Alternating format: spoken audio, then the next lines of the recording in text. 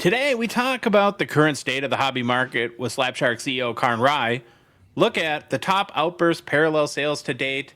Dave sees if he can finally conquer the top eBay sellers list, and a whole lot more. Welcome back to episode 422 of the Hockey Cards Gongshow podcast, presented by our good friends at Upper Deck. Josh!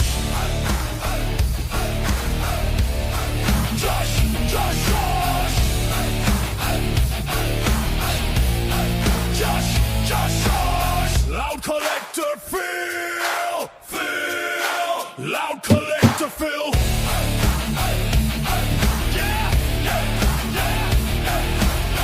Baba Louie, Baba Louie! Baba Louie, Baba Louie!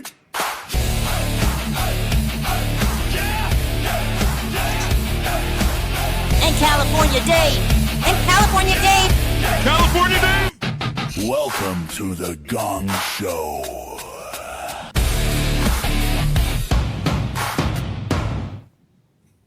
Hello, hobby family. Welcome back to the Gong Show. Happy Thursday. Hello, Phil. Hello. Hello, Baba Louie. Hello. California Dave. How are we Yep, we're surviving. doing? You're hanging on.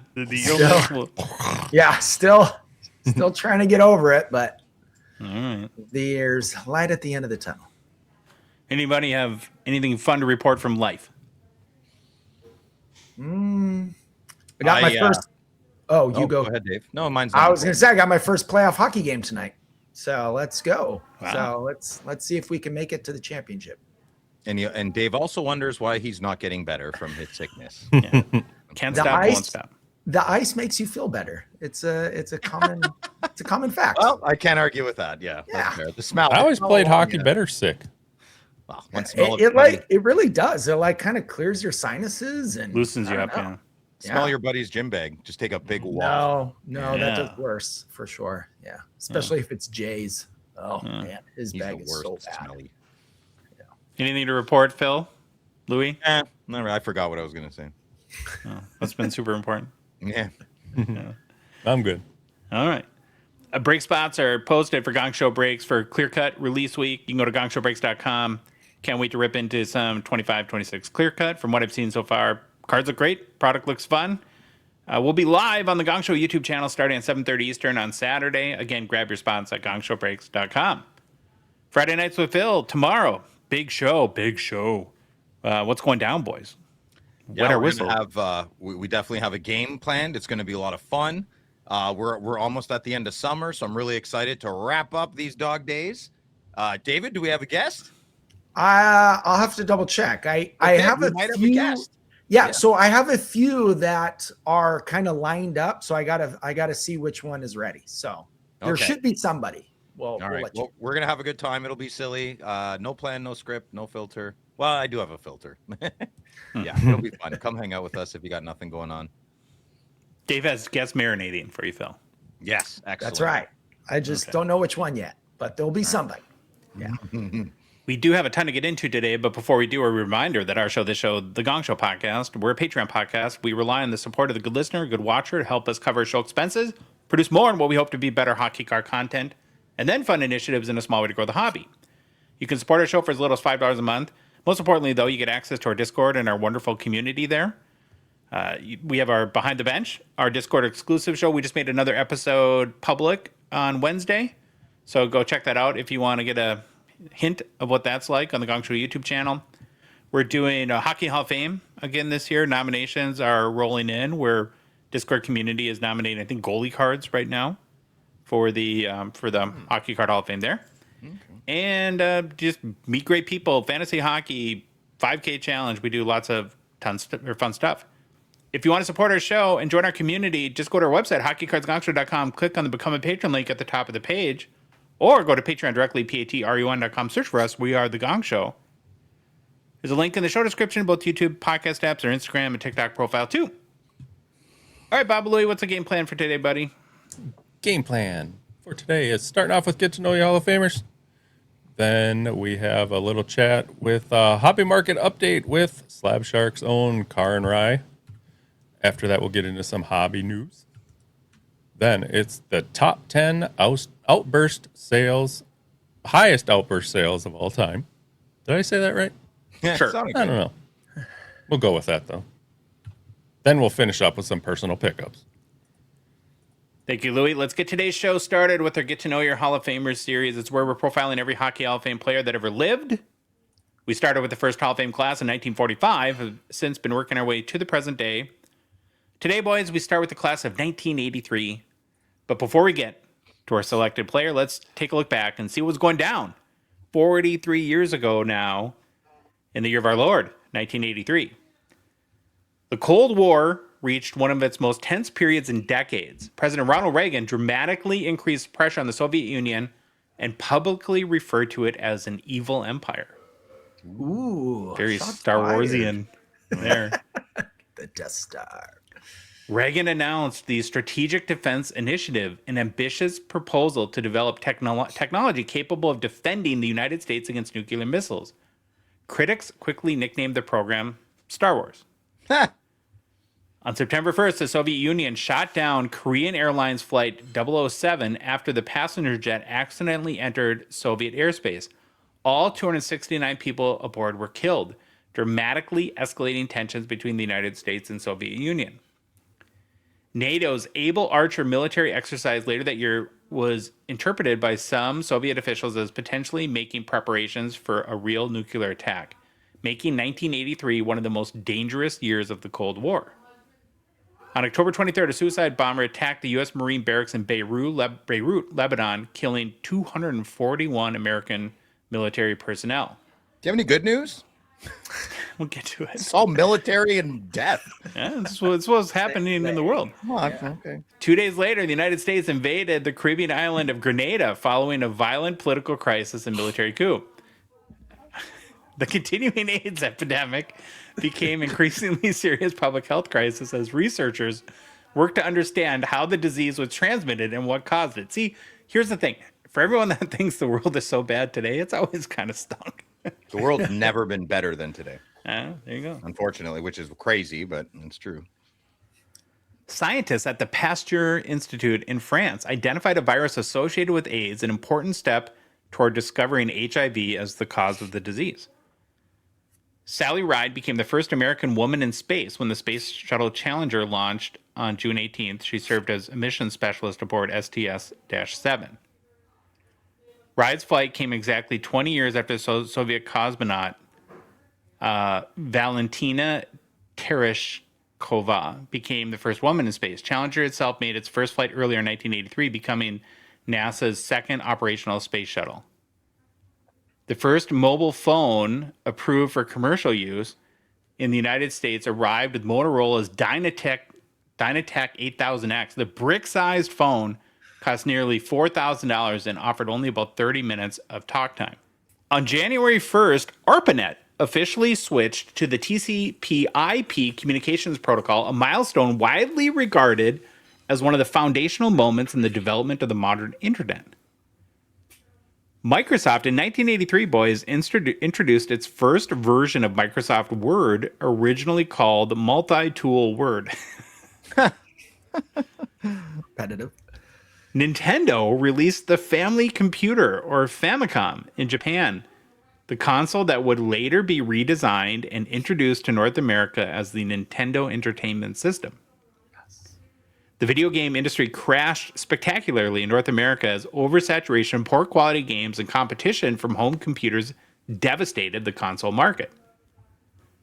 Atari famously buried truckloads of unsold products in a New Mexico landfill, including copies of the disastrous E.T. the Extraterrestrial video game. But I bet you those would be worth a pretty pennies. So much. You don't want to go to New Mexico? I was going to say, go find it and dig it up. Boy, I don't know if you guys remember this, but Cabbage Patch Kids became one of the biggest toy crazes America had ever seen. Yeah. Parents packed stores and sometimes fought over the dolls as Christmas approached. Were Cabbage Patch Kids like huge in Canada too, Phil? Oh, yeah. Yeah, the glowworms. I remember glowworms. I like glowworms. Pound puppies. Yeah, pound puppies. Yeah. Swatch watches were introduced internationally and quickly became a fashion phenomenon, turning inexpensive plastic watches into collectible accessories. McDonald's introduced Chicken McNuggets, nationwide, helping turn them into one of the chain's signature menu items. I think we all know how that ended. Still making them, but ain't no chicken nuggets in there. Nope. The final episode of MASH, Goodbye, Farewell, and Amen, aired February 28th and attracted approximately 106 million viewers. Wow. It remains the most watched scripted television series finale in American history. Didn't that show start out serious and then go into comedy, or like wasn't there some Yeah, there I was don't some remember. adult themes in there, right? Like I didn't think it was just a comedy. It had I think the ending was very emotional, something like that. It got serious at times. I think Okay. I remember it being on TV all the time, All the but time. I My don't think I've grandpa seen it watched for it all 20 the years on TV either, though. It drove me nuts. I wanted to watch cartoons, and then the beginning of MASH drives me crazy. No, I don't know the show. I'm sure it's a great Oh, show. the helicopter? Yeah, just Yeah. I ran upstairs screaming. I wanted to watch cartoons. Dallas remained one of television's dominant programs as viewers continued following J.R. Ewing and the Ewing family. God, boy, that show had a run. Dynasty continued its rise and became one of the defining primetime soap operas of the decade. Oh, here's After My Heart. The A-Team debuted, introducing audiences to Hannibal, Face, B.A. Baracus, and Howling Mad Dog Murdoch. Was the Love movie that any show. good? No. No. My favorite part of A-Team is how literally nobody died. And the running joke in our family was there was an episode where they were flying a helicopter. It hit the side of a cliff. It exploded, fell like 100 feet, hit the ground, exploded again, and they came out coughing out of the helicopter. And we were just dying. You saying Mr. T can't survive a helicopter crash, Dave? I pity the fool. It was always the bad guys. The bad guys would, they'd Okay. fly through the air and tumble and like everything would fly out and then they'd come out and they're like, Don't you love it when a How's plan Mark? comes together? I loved how like they would all of a sudden like right before the big confrontation with the bad guys, they would turn like a Gremlin car into an M1 Abrams tank, and you'd have like Mr. T like arc welding like crap on the side of the vehicle. And, yes. But it was amazing how many bullets went through the air and no one ever got hit by a bullet. It's like once in the G.I. show. Joe, right? Yeah. It was crazy. 40 million shots fired, yet no one connected. No casualties. Yeah. Mr. T became one of the decade's most recognizable personalities following his appearances in Rocky 3 and the A-Team. Clubber Lang. Yeah. Other major television shows included 60 Minutes, Magnum P.I., Simon and Simon, The Love Boat Still, Falcon Crest, Hill Street Blues, Knight Rider Still Cheers, The Jeffersons, Three's Company, Happy Days, and Dukes of Hazzard. Star Wars Episode 6, Return of the Jedi, became the biggest movie of the year, bringing the original Star Wars trilogy to its conclusion with Luke Skywalker's confrontation with Darth Vader and the Emperor. Flashdance became a cultural phenomenon, combining dance, fashion, music while turning Jennifer Beals into a star. Isn't that Kevin Bacon? Oh, No, was you're Footloose. thinking of Footloose. Yeah. Footloose, yeah. Terms of Endearment, starring Shirley MacLaine, Deborah Winger, and Jack Nicholson, became one of the year's most acclaimed films and later won 5 Academy Awards, including Best Picture. Whoa. Eddie Murphy and Dan Aykroyd teamed up in Trading Places, one of the year's biggest comedy hits. Tom Cruise has had his breakout year with Risky Business, including the famous scene in which Cruise sliding across the floor in a dress shirt and underwear while lip-syncing Bob Seger's old-time rock and roll. Cruise also starred in the high school football drama All the Right Moves. I don't think I saw that. It's okay. Here's a big one. Al Pacino starred as Tony Montana in Scarface. Initially controversial because of its violence and language, the movie would become one of the most influential crime films in popular culture. It took 30 years. It took guys like us to appreciate it. Brian De Palma made a masterpiece, and no one liked it, apparently, when it came out. National Lampoon's Vacation introduced audiences to Clark Griswold and his disastrous family trip to Wally World. The next is by bar none my favorite movie of all time. A Christmas Story debuted, introducing audiences to Ralphie Parker, the Red Ryder BB gun, the leg lamp, and the warning, you'll shoot your eye out. We religiously play at 24 hours of A Christmas Story, all 24 hours at my house. It's classic. War Games, starring Matthew Broderick, reflected growing public anxiety about computers, hacking, and nuclear war. Well, it's not going to go away, 1983 people. The Big Chill became a major hit and helped popularize the use of classic rock and Motown songs as movie soundtracks. Other notable movies released in 1983 included The Outsiders, Superman 3, Octopussy, Never Say Never Again, Mr. Mom, Christine, Cujo, Sudden Impact, Staying Alive, Blue Thunder, The Right Stuff, Silkwood Yentl, whatever that is, Monty Python's The Meaning of Life, Twilight Zone the movie, and Valley Girl. Love Monty Python. So good.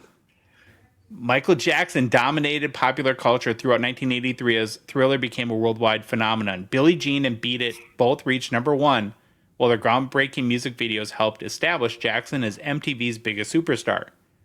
During the Motown 25, Yesterday, Today, and Forever television special, Jackson performed Billie Jean and introduced millions and millions of viewers to his signature moonwalk. Maybe one of the most famous music things ever. Right? Yeah.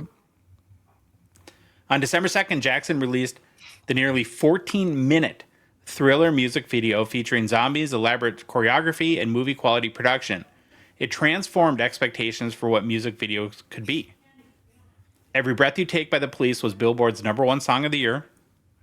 Other enormous hits included Billie Jean and Beat It, we talked about, Flashdance, What a Feeling by Irene Cara, Down Under, Men at Work, Total Eclipse of the Heart by Bonnie Tyler, Maneater, Hall & Oates, Maniac, Michael Sembello, Sweet Dreams by the Eurythmics, Come On Eileen, Dexy's Midnight Runners, Hungry Like a Wolf, Duran Duran, Let's Dance by David Bowie, Electric Avenue, Eddie Grant, She Works Hard for the Money by Donna Summer, Africa by Toto, 1999 by Prince, Little Red Corvette by Prince as well, Faithfully by Journey, Separate Ways by Journey, Mr. Roboto by Styx, Our House by Madness, and Putting on the Ritz by Taco, of course. Wow. I'm glad I grew up when I grew up in the 90s. I'll tell you that. Those are good songs, but I don't want them to influence my high school career. You know? Yeah. The Police released Synchronicity, which became one of the biggest albums of the year behind the massive success of Every Breath You Take. David Bowie released Let's Dance, introduced Bowie to an even larger mainstream audience. Def Leppard released Pyromania, helping launch the band into superstardom with songs including Photograph and Rock of Ages. Quiet Riot released Mental Health, which became the first heavy metal album to reach #1 on the Billboard album chart. Karen Carpenter died on February 4th at only 42 years old. Her death brought increased public attention to eating disorders and anorexia. And then in sports, the New York Islanders won their 4th consecutive Stanley Cup, sweeping Wayne Gretzky and the Edmonton Oilers in 4 games. The Islanders, 4 consecutive championships from 1980 through 1983, established them as one of the greatest dynasties in NHL history. Goalie Billy Smith won the Conn Smythe Trophy as playoff MVP. The 1983 final also represented a symbolic passing of the torch. Edmonton reached the Stanley Cup final for the first time, but the experienced Islanders swept the young Oilers in those 4 games. Wayne Gretzky produced another extraordinary season, scoring 71 goals, 196 points, while winning his 4th consecutive Hart Trophy as NHL MVP. Gretzky recorded 125 assists, continuing to redefine what was considered possible offensively in the NHL. The Boston Bruins finished with the NHL's best regular season record before losing to the Islanders in the Wales Conference Final. Boston goaltender Pete Peters won the Vezina Trophy after going 40, 12, and 9. The former New York Rockies played their first season as the New Jersey Devils after relocating to East Rutherford, New Jersey. The Redskins defeated Miami Dolphins 27-17 Super Bowl 17, I believe. Washington running back John Riggins delivered one of the most famous plays in Super Bowl history, breaking loose for a 43-yard touchdown in 4th and 1. Riggins finished a then Super Bowl record 166 rushing yards, was named the game's MVP. The 76ers swept the Los Angeles Lakers to win the NBA championship behind Moses Malone and Dr. J, Julius Erving. Before the playoffs, Malone famously predicted the Sixers would sweep their way through the postseason with fo. Philadelphia came remarkably close, going 12 and 1. Malone, that's the way he said it. Malone was named NBA Finals MVP as Julius Erving captured its first NBA championship. North Carolina State stunned Houston 54-52 to win the NCAA Men's Basketball Championship, one of the greatest upsets in tournament history. Lorenzo Charles cut Derek Wittenberg's desperation shot and dunked it in a time expired, producing one of college basketball's most iconic championship moments. NC State coach Jim Valvano famously ran around the court looking for someone to hug following the victory. Obviously, Jimmy V. Many people know him for his cancer battle. Houston's heavily favored team featured NBA stars Hakeem Olajuwon. Clyde Drexler was known as Phi Slamma Jamma for its spectacular above-the-rim style. The Baltimore Orioles defeated Philadelphia Phillies in 5 games to win the World Series. Orioles catcher Rick Dempsey was named World Series MVP.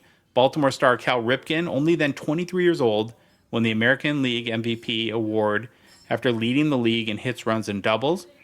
The season was also an early chapter in Ripken's eventually historic consecutive game streak, which had began the previous year. John McEnroe defeated Chris Lewis to win Wimbledon. Martina Navratilova defeated Andrea Jaeger to win the women's Wimbledon. And, Marvelous Marvin Hager successfully defended his undisputed middleweight championship against Roberto Duran in one of the year's biggest boxing matches.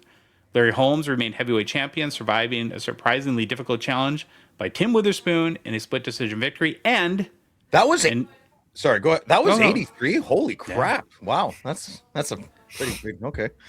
And also in 1983, Stan Mikita was elected to the Hockey Hall of Fame. Oh, okay. Yeah. You forgot one very important greatest album of music of all time. I could be wrong. It might be 84. I really do think it's 83. Even though I got the Indiana Jones wrong. Metallica, Kill 'Em All is their first album ever. I'll look at it right now. That's a big one. Yeah, I'm pretty sure it's 83. I think because Master Puppets was 84. You know, you talk about records that are never going to be broken. That Cal Ripken consecutive games record, that's one that will never even be. Oh, yeah. Ride the Lightning. I mean, how many seasons did he go without missing a game? It was like 15 or something crazy like that. It's will never even come close.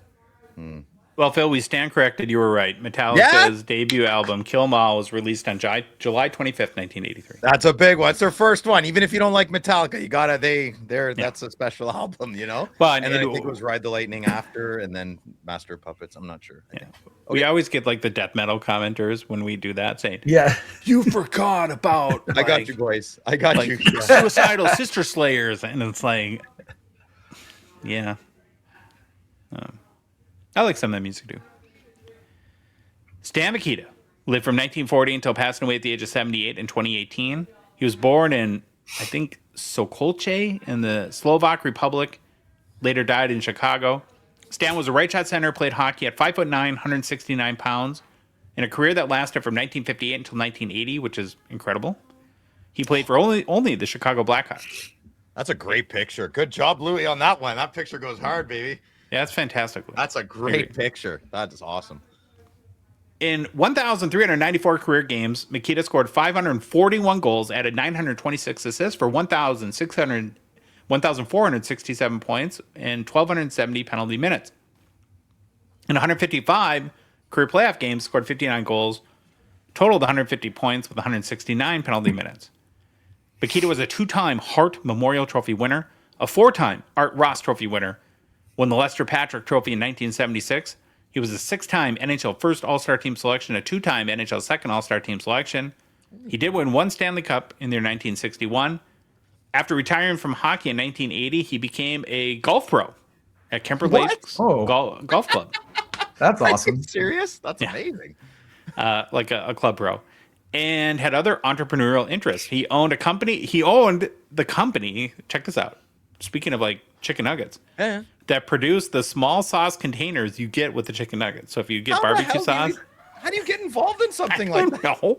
Yeah, how do you you know what I'm gonna do? I'm gonna make the condiment containers where we put the sauces in. That's like the movie Founder. It's one of the greatest movies. Michael Keaton, one of the greatest movies ever. He never owned a McDonald's. He owned the real estate that McDonald's was on. So yeah, screw the condiments. I want the containers. Attaboy, Stan. That's good. That's crazy. Mikita also owned a couple of restaurants and a shopping mall. And I think we all will remember, people of our age, he had a cameo appearance in the 1992 movie Wayne's World, which a Stan Mikita donut shop spoofed the Canadian donut chain Tim Hortons. Yeah. Stacy, why would I need a gun rack? Why would I necessitate? Yes, sorry, go ahead. I'll be yes. That whole line is very good. Why you should care about Stan Mikita. Stan Mikita arrived in Canada with almost none of the advantages normally associated with a future NHL superstar. Born Stanislav Goth in Sokolce, Czechoslovakia in 1940, he moved to St. Catharines, Ontario at the age of 8 to live with his aunt and uncle, Anna and Joe Mikita, whose surname he took. He spoke virtually no English and later said that feeling like an outsider helped create the chip on his shoulder that followed him into hockey. I don't know where my aggression stemmed from, Mikita later wrote, but it might have something to do with feeling like an outsider for so long. Mikita was small by even original 6 standards, about 5'9", 160 pounds, but played as though he had something to prove every night. Pat Stapleton, who first played against him when they were 14 and later became his Blackhawks teammate, called Mikita an artist and said he had instincts and anticipation second to none. Stapleton also considered him one of the best all-around athletes he had ever encountered. Mikita broke into the NHL as an 18-year-old during the 1958-59 season, joining a Chicago organization that was beginning to assemble one of hockey's most talented teams. Bobby Hull was emerging as its explosive goal scorer. Glenn Hall was becoming one of the game's great goaltenders, and Pierre Pilote would develop into an elite defenseman. Mikita eventually became the cerebral center who tied much of it together. Glenn Hall played an especially important role in helping Mikita adjust to NHL life. Mikita later said, "Without Glenn and his wife Pauline taking me under their wing when I was a rookie, I would never have made it." Hall became one of Mikita's closest friends and eventually served as the best man at his wedding. Hall remembered another small tradition that showed how close Mikita had remained to the family that had raised him. During training camp, the Blackhawks sometimes traveled by bus through St. Catharines. As the team bus passed the Mikita home, Anna and Joe would stand outside and wave to Stan and his teammates as they went by. I think people do that with private jets now, say. Yeah. Fly overhead. Mikita was still only 20 years old when Chicago made its run to the 1961 Stanley Cup. The Blackhawks first had to eliminate the 5-time defending champion Montreal Canadiens in the semifinals and then faced Gordie Howe and Detroit in the final. Mikita scored 6 goals during the playoffs, the most by any NHL player that postseason, as Chicago captured its first Stanley Cup since 1938. One of Mikita's defining performances came in Game 5 of the 1961 final. With the series tied 2-2, Mikita scored twice and assisted on another goal as Chicago beat Detroit 6-3 to move within one victory of the Stanley Cup. 2 nights later, the Blackhawks finished the series in Detroit. For all the individual hardware Mikita would later collect, 1961 remained the only Stanley Cup championship of his career.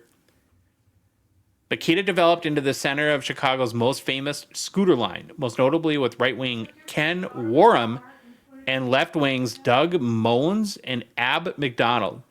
Mikita was the puck-controlling playmaker in the middle. Warham could finish, and the line became one of the NHL's most dangerous units during the 1960s.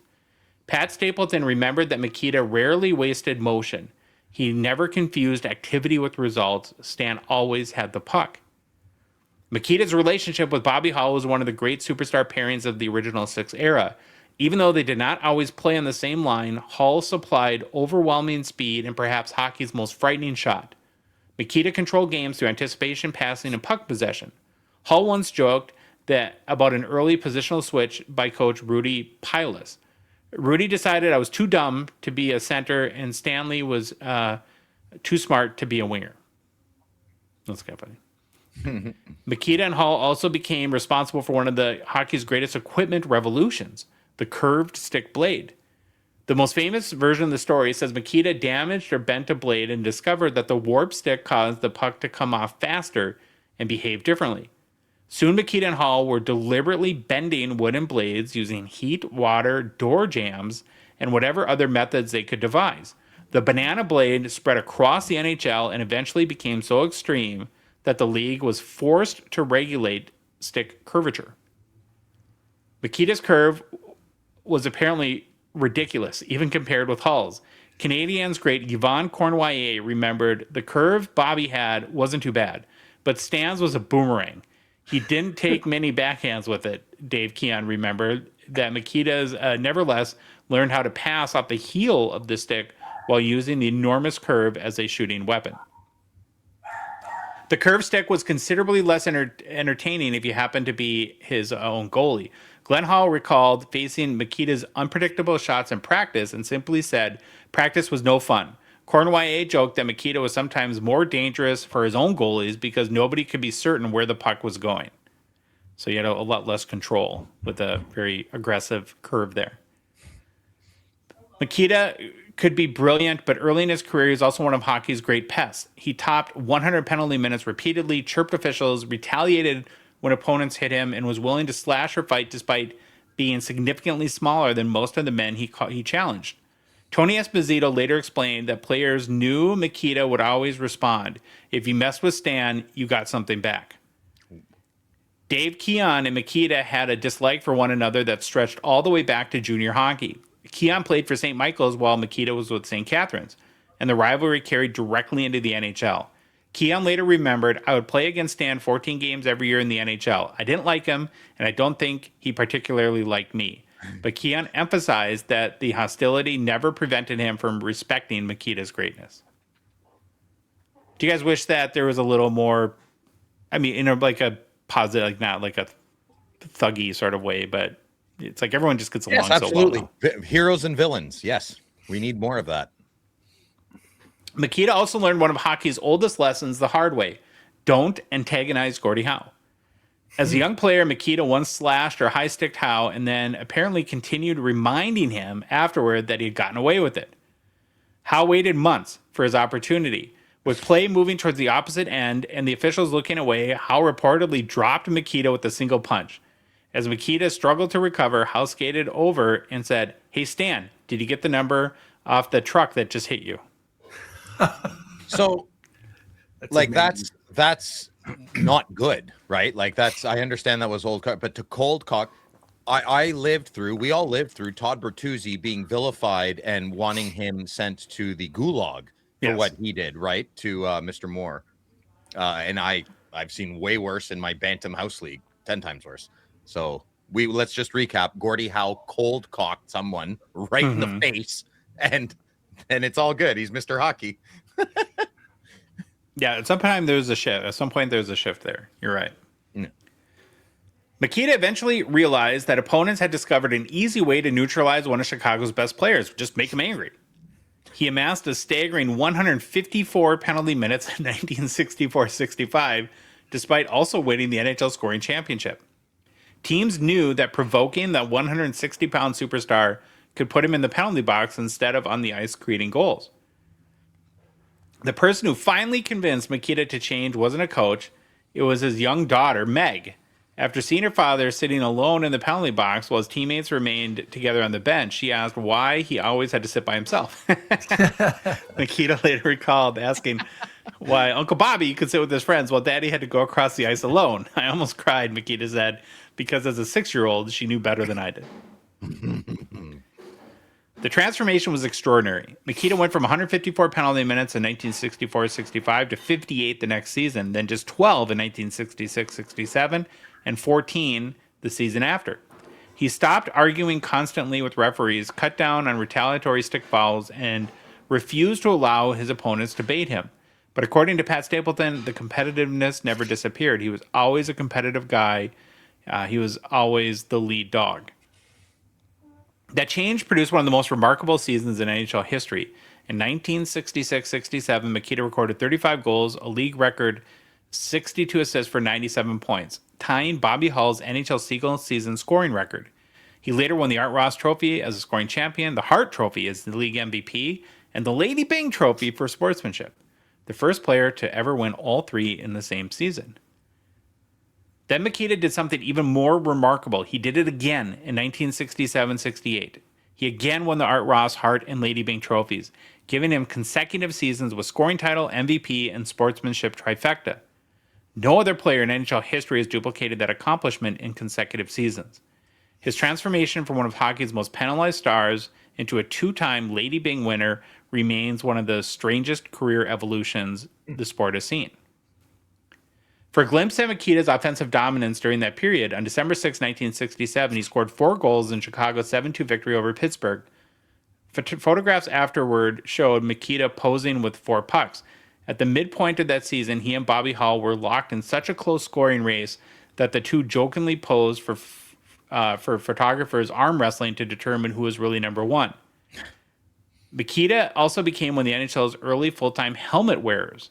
Years before helmets were mandatory, during a 1967 game, a shot struck him around the ear and caused a serious injury. Afterward, Mikita began regularly wearing a helmet and later experimented with specialty designed head protection as injuries accumulated. In an era when many stars refused helmets because they considered them unnecessary or even unmanly, Mikita was well ahead of where the sport eventually went. The championship that haunted Mikita may have been 1971. Chicago reached Game 7 of the Stanley Cup Final against Montreal and led 2-0 at Chicago Stadium, seemingly positioned to give Mikita his second cup. But Coach Billy Ray surprisingly kept both Mikita and Bobby Hull on the bench for extended stretches, including on 4-on-4 situations. Montreal rallied to win 3-2 behind Henri Richard and rookie goaltender Ken Dryden. Hull openly criticized Ray's deployment afterward, and it became one of the great what-if games in Blackhawks history.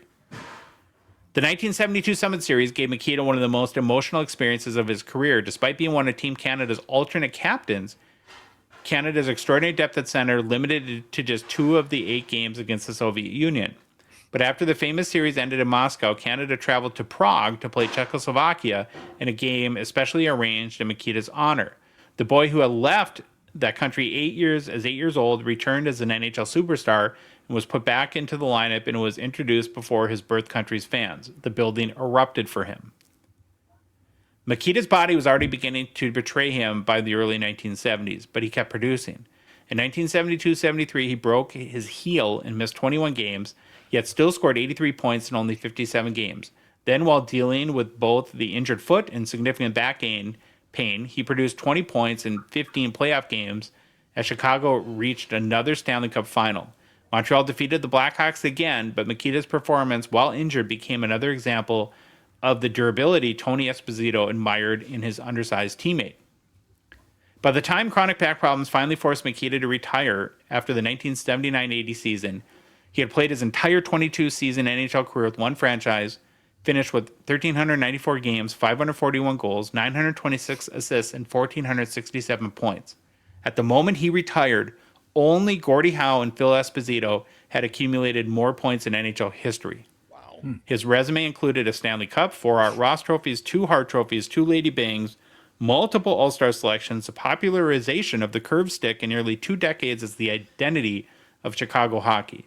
For all Bobby Hull's flash and raw power, Mikita was the smaller, fiercely intelligent competitor who Pat Stapleton perhaps described best. Stan was an artist. They only won 1 cup though. Bobby Hull and Mikita. I know. I mean, when you have the Montreal incredible Canadians, yeah, it's hard. I agree. Yeah, you get 1 cup. That's it. Okay, we'll take a quick look at Stan Mikita's hobby market.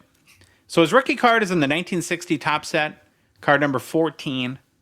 High selling copy is a PSA 8, sold for $3,439 US in September of 2025. Next card we'll look at is a plain days card from the 1967 top set, a Mikita All-Star card numbered 126. Here, a PSA 10 is a high selling copy, also the highest publicly selling Stan Mikita card to date, as it sold for $5,999 US a couple months ago, actually, in June. And then the next one I really like. It's from the 1969 O-Pee-Chee set, card number 76. I just feel like it fits the era very well. Definitely. PSA 10 high selling copy sold for $4,026 US in May of 2025. And then lastly, now I'm trying to pick a modern card, and I had to go from the 1998 O-Pee-Chee Chrome set. He's one of the very few players that has a Blast from the Past refractor. It's a reprint of the 1960 Topps card. And these don't sell for much. I mean, if you want to start collecting a little Stan Mikita, more modern cards, you can get this for like $60 or better raw. There's not a lot of Stan Mikita modern day cards. No, I'm trying to think of like sets and like where I would see a card from the last 5-10 years, and I'm drawing a blank, It's nothing. Yeah. You would think for the significance of his career, there would be more stuff. Mm-hmm. Even Even there's like not a lot of memorabilia. Well, even in the all-time Future Watch auto set, like there are players in that set that don't have autos because they couldn't get them. I'm surprised he wouldn't have been one of the 199s that didn't have an auto in that set. So shocking. Yeah, I think he died in 2018, something like that. So he would have passed away probably just before that. Yeah. I wonder if they have any sticker autos of him floating around, if Upper Deck has that just kind of waiting in the wings, or if there's nothing. Maybe he's one of the players like Ken Dryden who really didn't want cards too. We'll have to ask Upper Deck that next time. Interesting. Let Boys, your Hockey Hall of Famer, Stan Mikita. That's very good. That was a very storied career. I didn't know. I'm sorry. My biggest takeaway is after his career. The donut shop, not the restaurants and the sauce cup for the McNuggets. He's a man who wears many hats. Big high respect.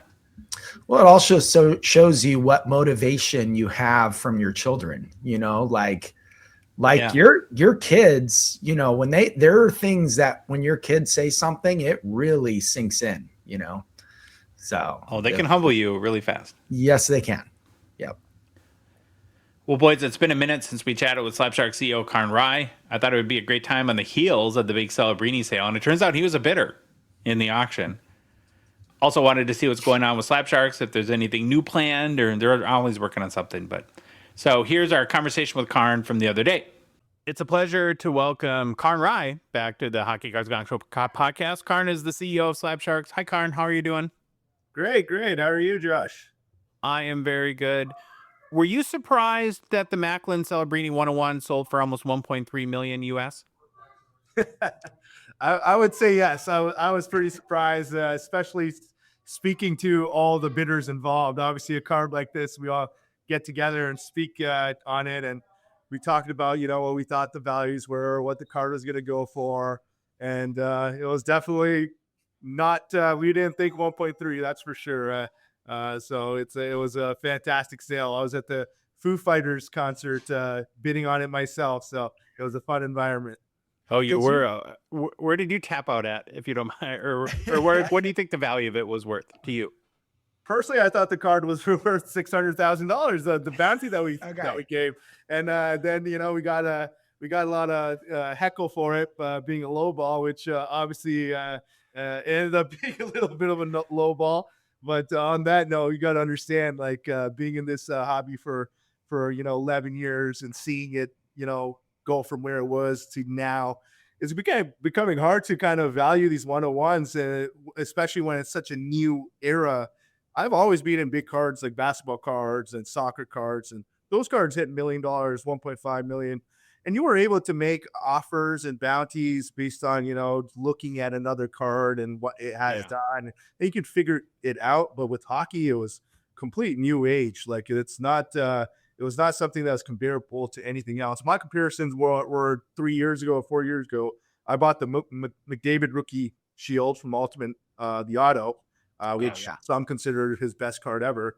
And I bought it for $180,000 on Golden. So, that's what my last best card was. It sold for $400,000 only like a year ago. Then you have some Gretzky shields that have gone for $300,000, $400,000.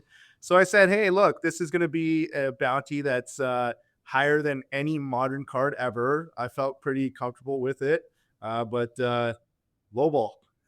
Well, that's a little bit of a revisionist history, because we were following this story very closely since James reached out to us in the first place. And when we shared him opening the card and that the news broke that he had selected Golden to auction the card, the main comment was that he was an idiot for not taking the bounty. And then of course now it's a lowball, right? I mean, that's how internet comments work. Yeah. Hey, I'm so happy for James. Like, at the end of the day, the discourse is so funny sometimes because people like do some like competition, and they're kind of pitting people against each other, and James should have taken this offer, or James is so smart sending it to Golden. At the end of the day, look, James got $1.3 million. We should all be so excited for this guy. You know what I mean? Mm-hmm. Like he's a collector, or newer to hockey cards. It seemed like we're just opening packs, and you want him to do as well as possible. You want him to crush it. And for me, like I was cheering for him. I wanted that card to keep going higher and higher. And congrats to him. And I'm sure he's gonna watch this. And yeah, like what a moment for hockey and what a moment for James and his family.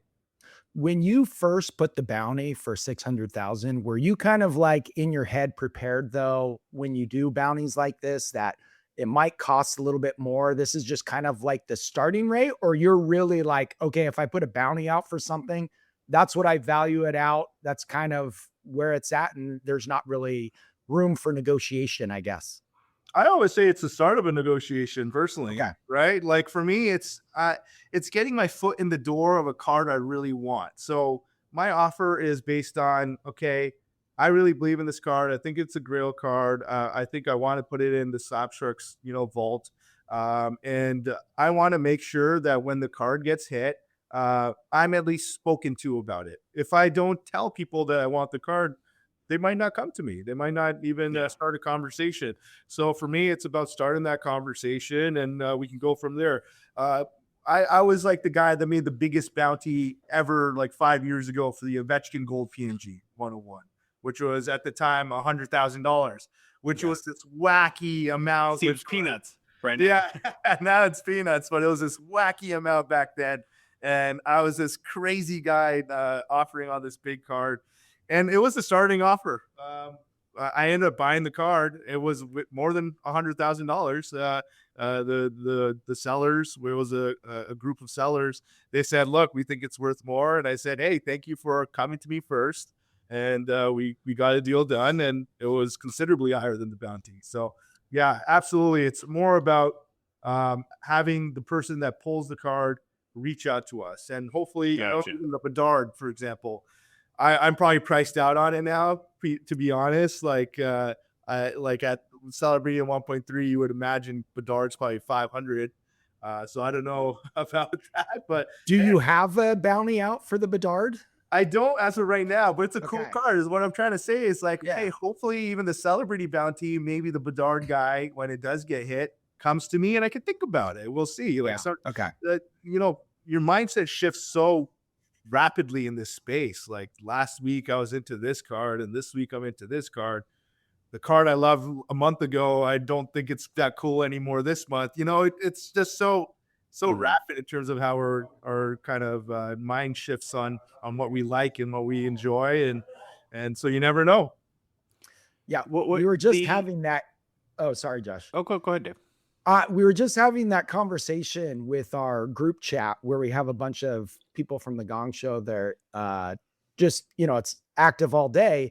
And Anthony, who's the Felix Popman collector, he asked, kind of asking all of us, do you think it's, worth it to throw a bounty out there? Because he's a big 101 collector for Felix Potvin and wanted to see if, what we thought, like, is that worth it, putting a bounty out there? And I think that's kind of the sentiment is like, yeah, it just creates awareness. It creates a space where people know that bounty exists, and then they're going to at least reach out to you to address that. So absolutely. You do need thick skin for it, for sure. Right. So one is thick skin, because there are going to be people either, talking negatively about the bounty or not wanting you to get the card, or it's your competitors. So you're always going to have to deal with that kind of side of the ecosystem as well. But at the same time, hey, if you put your money where your mouth is, sometimes it works, sometimes it doesn't, but at least it gets your foot in the door, right? So that's kind of my philosophy with it. And our bounties are 100% real 100% of the time. So once it gets hit, and it's in our terms that, hey, maybe I'll say the bounty expires at the end of the season or something, right? If it's within the season, it's done. Like, that's the deal. And I'm putting the offer out, and it's cold, hard, cash or whatever it is, whatever payment method, it's happening. You're getting that guaranteed number, and that's a little bit comforting for a lot of people. So I do want to put on the record that we have paid out and won some bounties. It does seem like we're striking out lately a lot more than you're getting competitive. So yeah, very competitive now. Well, to be fair, I'm striking out on all the Slab Sharks auctions that have been happening. So yeah, I get that a lot. I've been getting demolished lately the last few weeks. So yeah. One of the fun things to do now that the Celebrini has sold is you sort of play what's the downstream effect of a sale like this? And I've heard, like, as it relates to the other Celebrini Grails, I've heard two kind of trains of thought that, well, if his Young Guns 101 sold for 1.3 million, then his Shield must be worth so much more. Or I've heard the times have changed. Listen, there's 3 Shields and there's 1 Young Guns 101. Where do you fall in that line, in that thinking? I think I was with that. Look, at the end of the day, like when you're grail collecting and going after these pieces, there is a little bit of like, a little bit of an ego and status involved, right? You want something that someone else doesn't have. And I think that adds a little certain type of value. Personally speaking, as a card, I would take a Shield auto all day. But hey, on my collecting journey and me you want to be the best sometimes, right? And there's no comparison to the Outburst Gold 101 when it comes to a Young Gun parallel. But I'll give you a story about the McDavid Shield. When I bought the McDavid Shield rookie, I was always taught as kind of more of an old school hockey card guy that the ultimate game used auto rookie shield was the true rookie shield, the number one. Nothing beats it. But then through time, that sentiment changed. Ultimate ended up going to second place. And the Cup auto started taking number one. And then when I had the Ultimate Game Use Shield, I had 50% of people that wanted, actually, I think 70% of people wanted the Exquisite Rookie Shield instead. So now I'm holding this Grail card I thought was the best card ever. And now I'm hearing it's the third or fourth best card. And that, you're like, oh, I just bought this because I thought it was the best card ever. But at the end of the day, it is what you feel as well. It's a part of your collection. But there is definitely a little bit of that plays on when you're grail chasing, and the Gold Outburst Celebrini 101. No one can say there's a better parallel. So Yeah. The top of the mountain. I think that's what muddies the water, right? When we're talking about shields, there's 3 options. And so then there's kind of like a mini battle of, even between those 3 options, what's the best one? And so with the Gold Outburst, it's just clear, cut and dry. There isn't another rookie parallel card that competes with that card, whereas the shields kind of have some competition within themselves. So obviously it's personal preference. Me being a patch auto guy, I always would choose the ultimate patch auto as the clear favorite, but that's totally debatable. Yeah, absolutely. Completely agree with that. And hopefully with Upper Deck listing as well, let's keep the 101 parallel 101 for now for a little bit. I know there's going to be some thoughts to add a black 101 or a finite or cracked ice. Let it simmer for a few years, at least 5 years, 10 years, and we can think about it then. Yeah, I think that they have learned lessons in that regard and will be very protective of these parallels. The worst thing they could do is add 7 other Outburst colors where we have the pink, the blue, the in addition to them. On the Outburst, though, do you think from a product innovation standpoint, is the Outburst parallel the biggest innovation in hockey cards since the Shield? Yeah, absolutely. I remember the day the gold foil was shown to me, and it was like, wow, we're finally getting that 101. And high glosses were amazing, and we love them. Like if you were around like 10 years, 15 years ago, the high gloss was the card. But at the end of the day, you had to explain it to people, right? Like I had the Ovechkin 8 out of 10 high gloss Young Guns, and I had it at a Sports Card Expo showcase for, say, $100,000. And then someone would be like, I saw someone over there with that at $3,500. And I would have to explain, hey, no, this is a high gloss. It's a jersey number. Yeah, it looks exactly the same, but if you shine it in the right light, it looks different, right? So the Outburst changed the game in the sense that, it got a little bit closer to what you see with basketball parallels and prisms, which obviously are huge, and there's 70 different parallels. But it got us closer to that kind of set collecting or rainbow chasing, and the ability for people to really battle amongst each other to be the best when owning a certain player's rainbow. And now if you have the Gold Outburst, you're kind of automatically the best. And I think that's what Ben was trying to do. Like he was trying to the best in that regard, and he successfully is now, and no one can touch it or beat it or compete with him, and that's what makes it so innovative. And it just goes down to the exact kind of science of what collecting kind of drives at, which is that scarcity, which is that, trying to compete and be the best with your curation of a collection. I think too that, and we'll have to see how this plays out over the next few years a little bit, because the Outburst is still pretty new. But I have to believe that the fact that potentially the biggest rookie card that exists doesn't come out of the cup, comes out of flagship, where it's so much more accessible. And because then one of the biggest absolutely the biggest piece of feedback we've gotten about James' story is that people love the fact that he's just an every guy collector who walked into a hobby shop and saw a box of flagship and picked it up, where it's so relatable to a huge percentage of the hobby, where most of us will never get to open the cup or would want to take the risk on a 4-card box like Ultimate. Do you think that the fact that it isn't flagship, that adds kind of, maybe an extra element of value to it? Absolutely. It's what dreams are made of, right? Like opening a flagship product and having the chance at $1 million card. Like the Bedard's still out there, and that's kind of the dream now, right? Is someone opening that up and seeing that gold Bedard get pulled out of the pack. But I absolutely agree. And you see that with other product too, when you get into, say, F1 or Dynasty or basketball product like Eminence, where it's so highly curated and every card is a great card, that not every card is a great card anymore because of that. Because, the product is so high end, and flagship gives everybody the opportunity. The card is so much rarer to hit.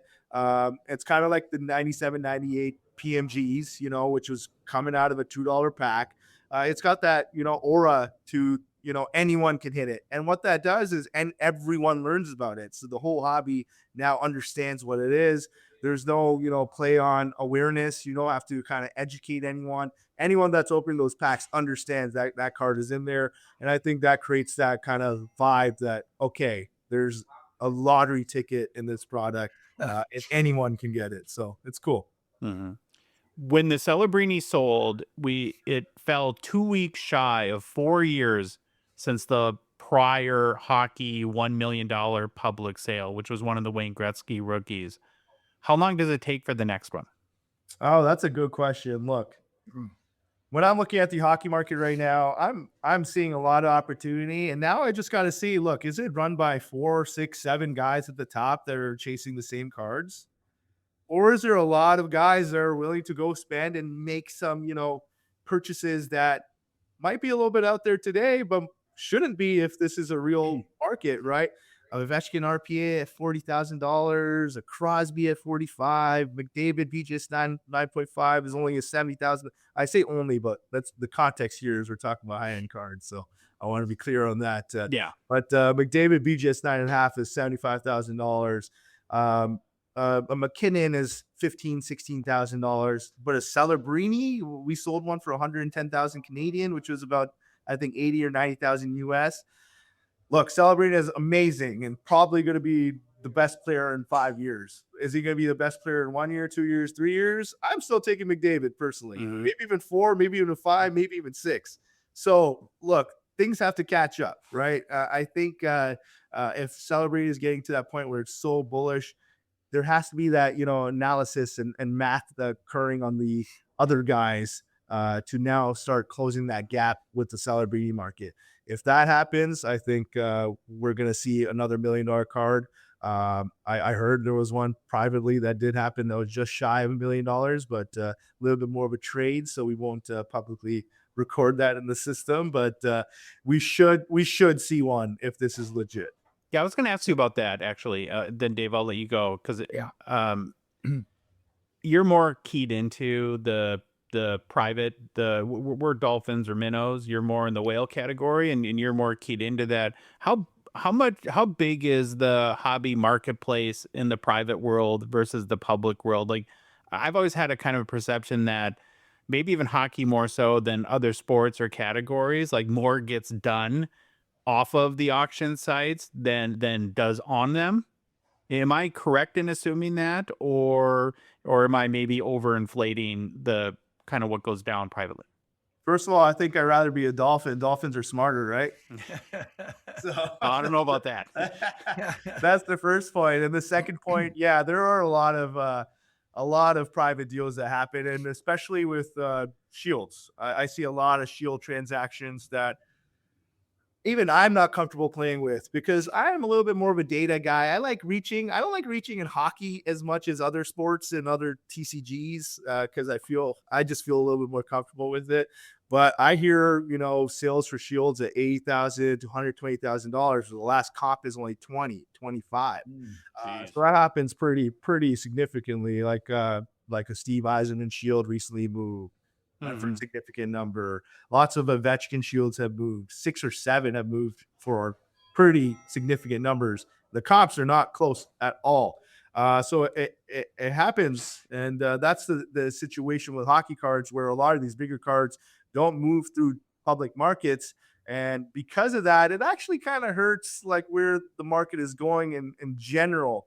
Because having those sales recorded gives people the comfort, gives companies like Fanatics, Alt, Golden, whoever, to provide cash advances or provide higher valuations for those cards, which then creates the ecosystem where the cards value a lot more. It gives more, financial backing to the asset of the card. And that doesn't happen a lot in hockey. And I think that's what Slab Sharks has done really well for the hockey market. What I would say is kind of the best part of what Slab Sharks has done for the hockey card market is created clear data and kind of a lineal graph and understanding of, okay, I can actually find data on this card now. It never used to be that way. Like even 3-4 years ago, a lot of cards you kind of had to, be scared about purchasing, but now you have that data. So hopefully, you start the Celebrini data point now helps people take their offers to the next level and takes them off the private market, or just makes them more comfortable sharing where those cards have sold. So I got a quick hypothetical for you. So let's fast forward 5 years from now.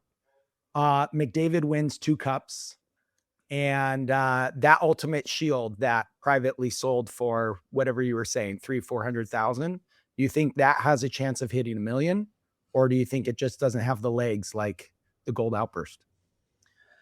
Personally, I think it's a bigger card than the Celebrini Gold Outburst. I really do. So that card actually did sell on Heritage. It sold for $402,000. I think McDavid is. This is just a personal opinion of mine. I think McDavid is a better and bigger star than Celebrini is. I understand the Outburst Gold.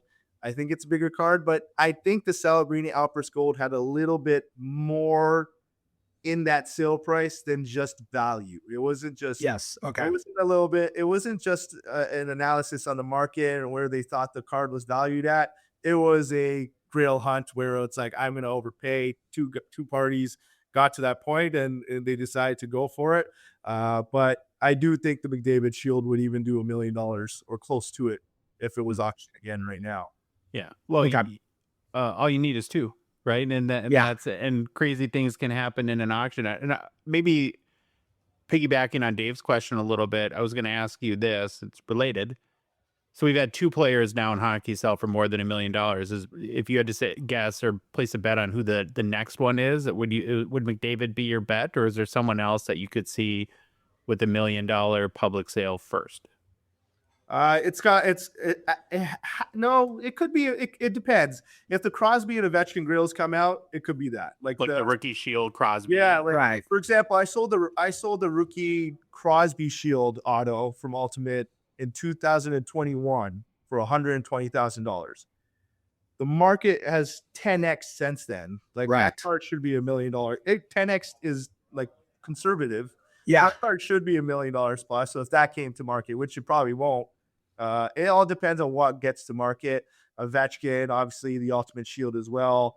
You're starting to see a lot of those non-rookie Ultimate Shields hit 200,000-300,000 US. So if those rookie cards get out, you might see $1 million card. But if those 2, which I don't think would happen, I think the McDavid Exquisite Shield has been on the market privately. That's a potential card we might see in auction eventually. I don't have any insight to it, but just a feeling that's a potential card that could be $1 million. But other than that, young guys, look, I was losing money on my Celebrini cases like 2 years ago. Oh, we talk about it all the time. Last fall, I mean, less than a year ago, Yeah. most dealers were afraid to buy Celebrini at the Fall Expo.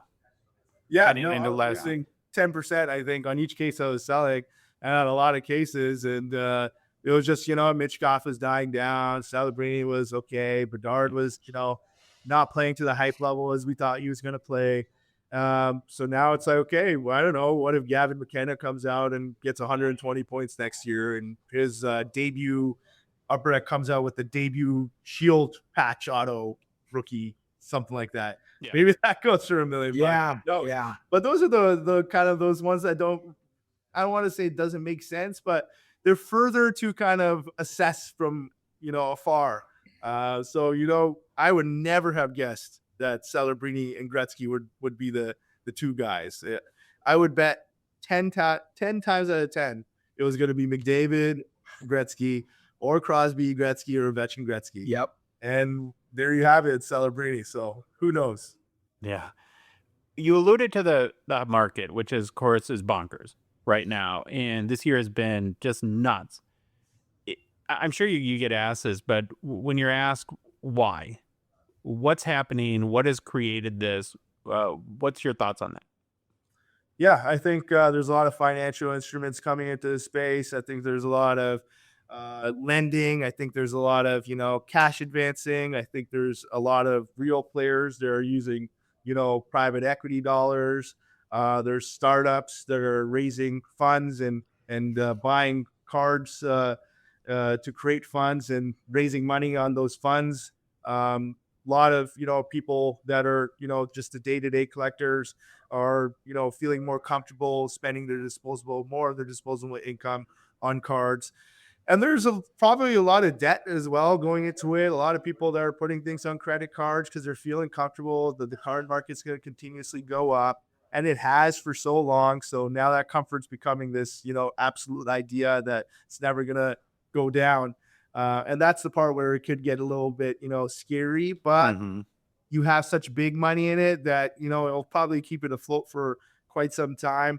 Then there's a lot of innovation. Then you have Fanatics that's done such a great job bringing athletes, celebrities involved, which is getting more affluent people involved in this space. And obviously you're getting more of a cash injection in the whole ecosystem of sports cards and TCGs.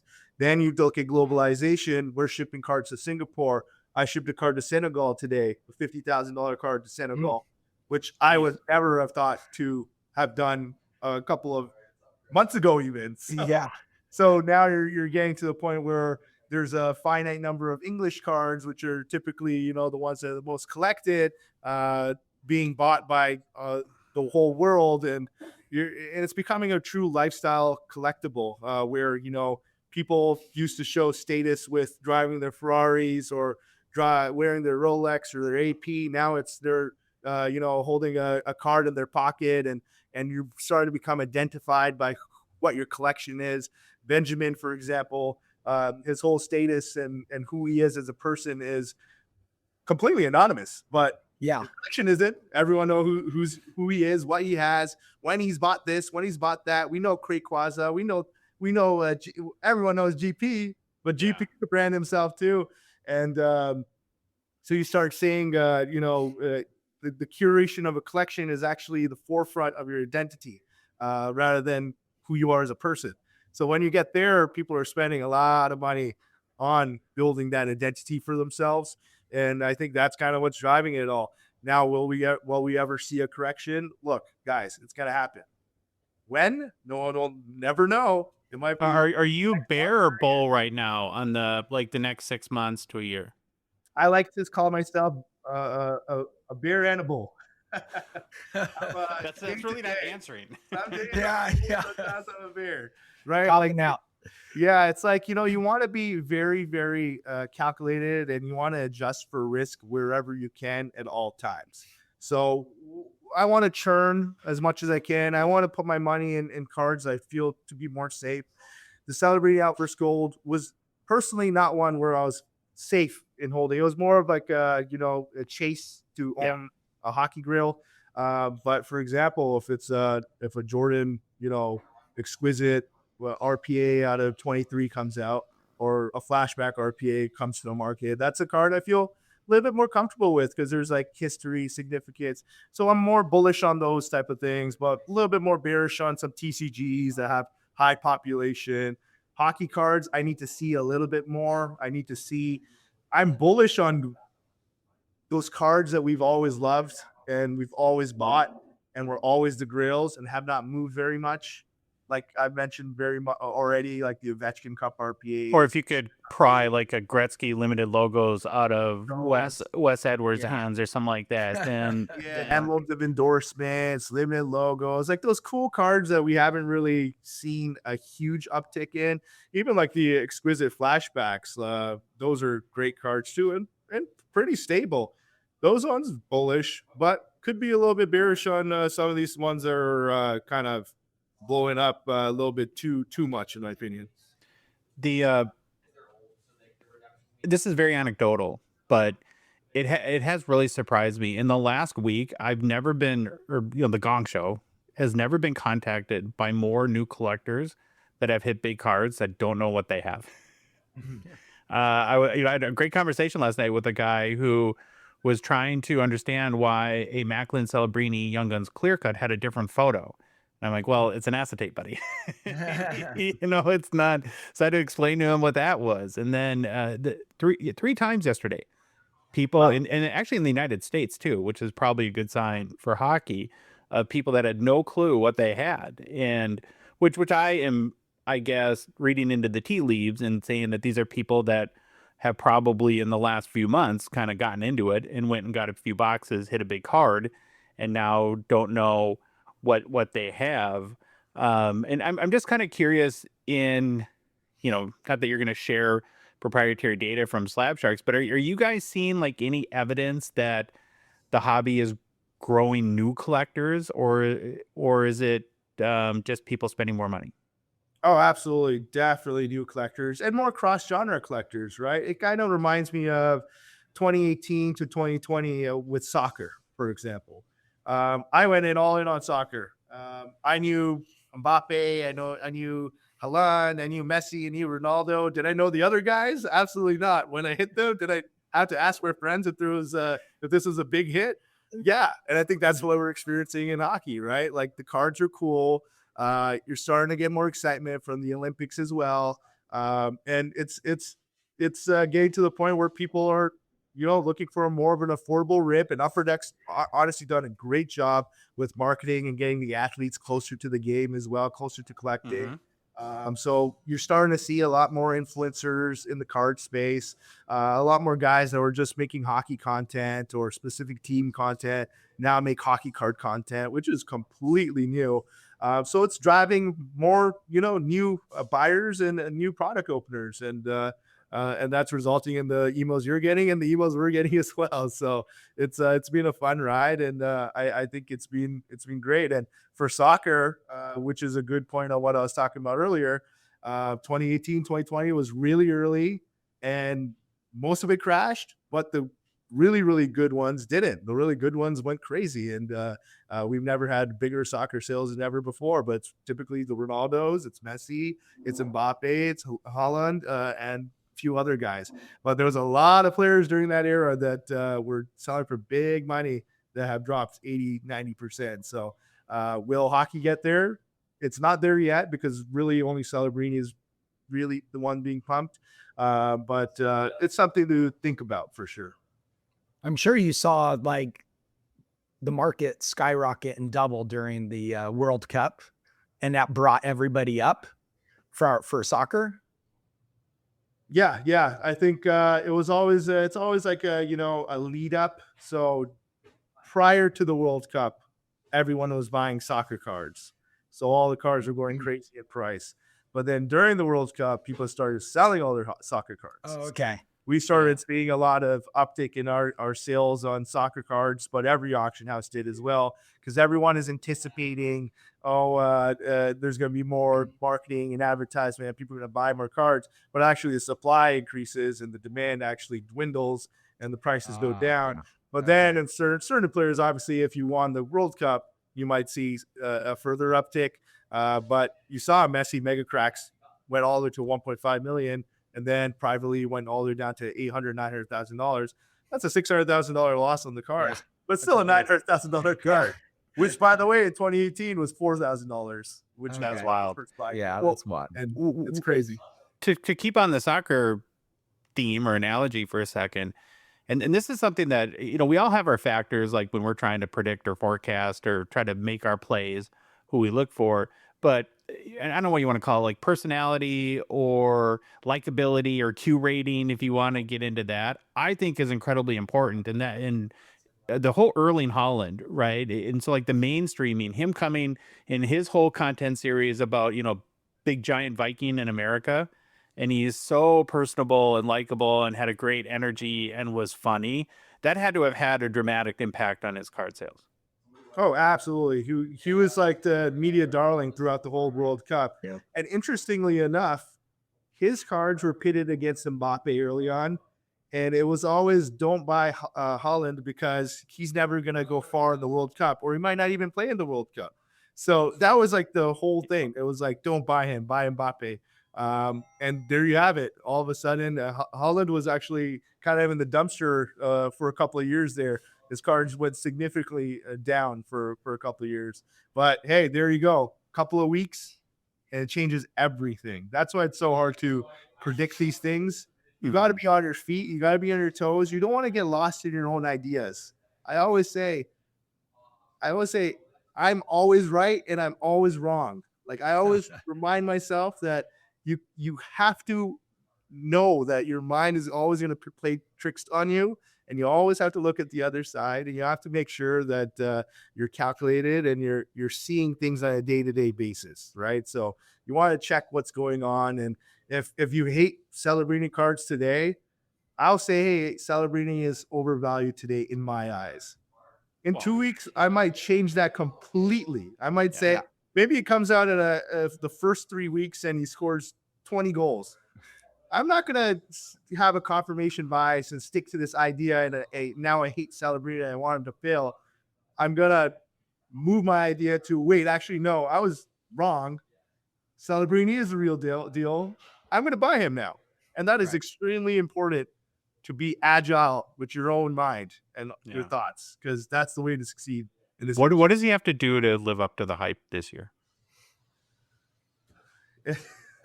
I don't know, honestly. Like, I think he has to win a cup in the next 3 to 4 years for sure, because that's kind of what the leash McDavid had.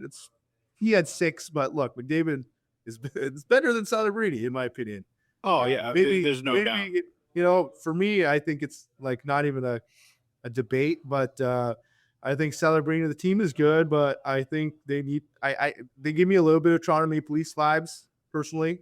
I think they're kind of rounded out like that, but he has to win a cup in the next 3 to 4 years, because we have precedent that if you don't win a cup, collectors just move away, and that's what's happening to McDavid. And personally speaking, McDavid is pretty a value play in my opinion right now, because his prices have actually gone down quite significantly. And for me, it's okay. Like, he still has got some time here. So I've gotten so much crap for and I still, I mean, I'm not going to change my opinion that to be a top 5 hobby player of all time in a category, you have to win a championship. And the same thing applies to Celebrini. If Celebrini's 30 years old and hasn't won a cup, I'm going to say the same thing I do about McDavid.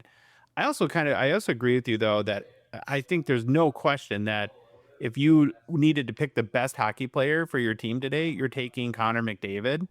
Where I do, and going back to the whole likability and personality, I think that's where Celebrini has the huge edge, right? He's got a good smile. He's got a warmth to him. He connects, where McDavid is very, and I'm not a huge, you can maybe tell me if I'm right in this comparison, but that where he's a little more the Leo Messi kind of, where kind of looks grumpy a lot. And and and there's just not like a natural warmth to him. Yeah, that aura changes if he wins then, right? But then he turns into Captain Serious, and then he's like, this guy knows how to lead, right? That's what I mean. Things can change so quickly. But him losing the Olympics, I think that was a big one. It was not his fault at all, in my opinion. Awesome. But people do blame him for that, trying to go 1-on-3 at the end there, and he gave up the puck. But I don't think it was his fault. I think it was a little bit more Makar, to be honest. But he's lost some big moments. Now he's got to string along 2, 3, 4 moments. And whether it doesn't have to be Stanley Cups, it can be a bunch of random things. But he has to do that. And same thing for Celebrini. But I agree. I would say Celebrini's got like that more lovable personality. He's like a little bit of a teddy bear type of hockey player. Has a personality. He's cool. So yeah, that's definitely. But he's also young. That might change if they don't win a cup for 2-3 years. If you're sorry, if you're starting a franchise today and you have to choose between McDavid and Celebrini at the ages they're at, you might go with Celebrini just because you're going to have them for longer. But as far as like natural talent and the best skater on the ice today, it's definitely McDavid. Absolutely. And what happens to Celebrini's personality if he doesn't win a cup for 3 years? If it gets beat up by the media for a few years. That's gonna happen. It happened to Ovechkin. Ovechkin was probably 2 times more lovable than Celebrini when he first came onto the scene. He got killed for it. So those are the things that you got to pay attention to, and those are the hard things to identify. And the media is so different now, so we'll see. But it's crazy, but that matters. It really does. What's new at Slab Sharks? What are you guys working on? A lot. It's the behind the scenes are pretty crazy right now. So we're trying to do a lot of things at once. We're expanding kind of our submission centers and creating that frictionless submission platform that we have done with Gongshow as well. So all USA consignments now are listed in real time as they would be if they were dropped off at Slab Sharks HQ. So we're expanding on that idea across Canada as well. So we have the pilot program happening in Vancouver for one, starting next. And then we're starting to look at card shops and start putting in official submission centers as well, where we're actually building out the submission centers inside of the card shops and employing our own employees inside of the card shop. So that's one thing. Oh, that's awesome. And we're, hiring engineers, product team to take it to the next level in terms of an experience, a rewards program, adding more functionality to the website, UX design, refreshing it a little bit. Yeah. Adding more back-end tools for us and just smoothing out kind of our services, our customer service as well, and just making a better experience in general. Is live selling the future, do you think? Or like where is the whole buy and sell marketplace headed going forward? Yeah, absolutely. I think auctions in their standard formats today are always going to have a place in the hobby. I think they're just exciting events, and they're a little bit more, analog, which is funny to say to this technology and industry. But it is like you're able to kind of identify, plan and schedule your day around it. I personally can't live shop. I don't have the ability to do so. I just can't do it. I can't sit through it. But I like going to, a Golden or even, eBay and look at the most watched items and watch them, see when they're ending and go through that whole process. It's a fun process. Maybe I'm turning into the dinosaur now. I'm not sure. Maybe that's what happens. Maybe that's what's going on. But I love it. I enjoy it. But live shopping, obviously that channel of the space is growing significantly. And we do have Slab Sharks Live that we're building out. We're building out a lot of the back end systems for. We do a lot of TCG breaks on a daily basis, but we actually partnered with Locker 19 and Scotty Upshaw, who's doing a lot of our hockey breaks for us right now. So it's something that we're kind of experimenting with, building out and seeing what it's all about. And obviously breaking is just a huge area in the space. And we'll see where that evolves and where that adapts. And obviously there's a lot of, legal framework and lawsuits occurring around the whole space right now too. It's in that maturation process to understand where it's all going to land and what's truly going to happen to it. But I think it's going to keep growing, and it's something that we're going to continue to pay attention to. Yeah.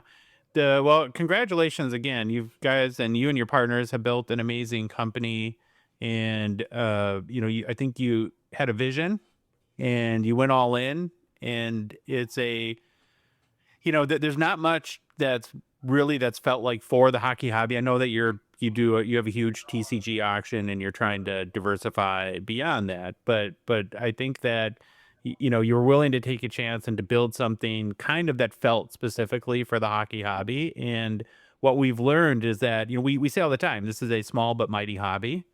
And when someone comes out and builds a product for us, we'll rally around it.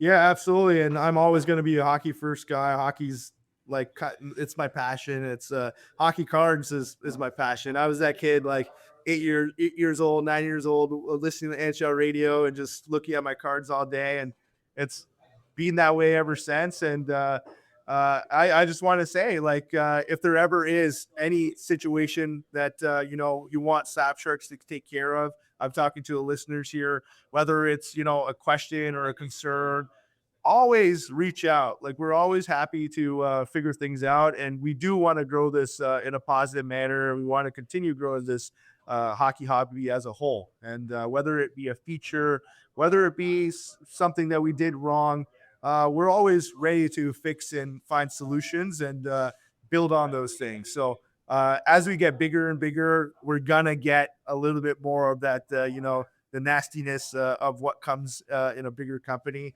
But I want to try to do it different and make it feel different, where no matter how big we do get, there is that personable nature that we can still handle the comments and messages. And sometimes I'll even fire back, and it makes it a little bit more fun. You're known to spice it up in the comments. I love doing that, because it gets you closer to the game. You understand then, because you get my thoughts and I hear their thoughts, and I'm like, okay, maybe you got a point, maybe you don't.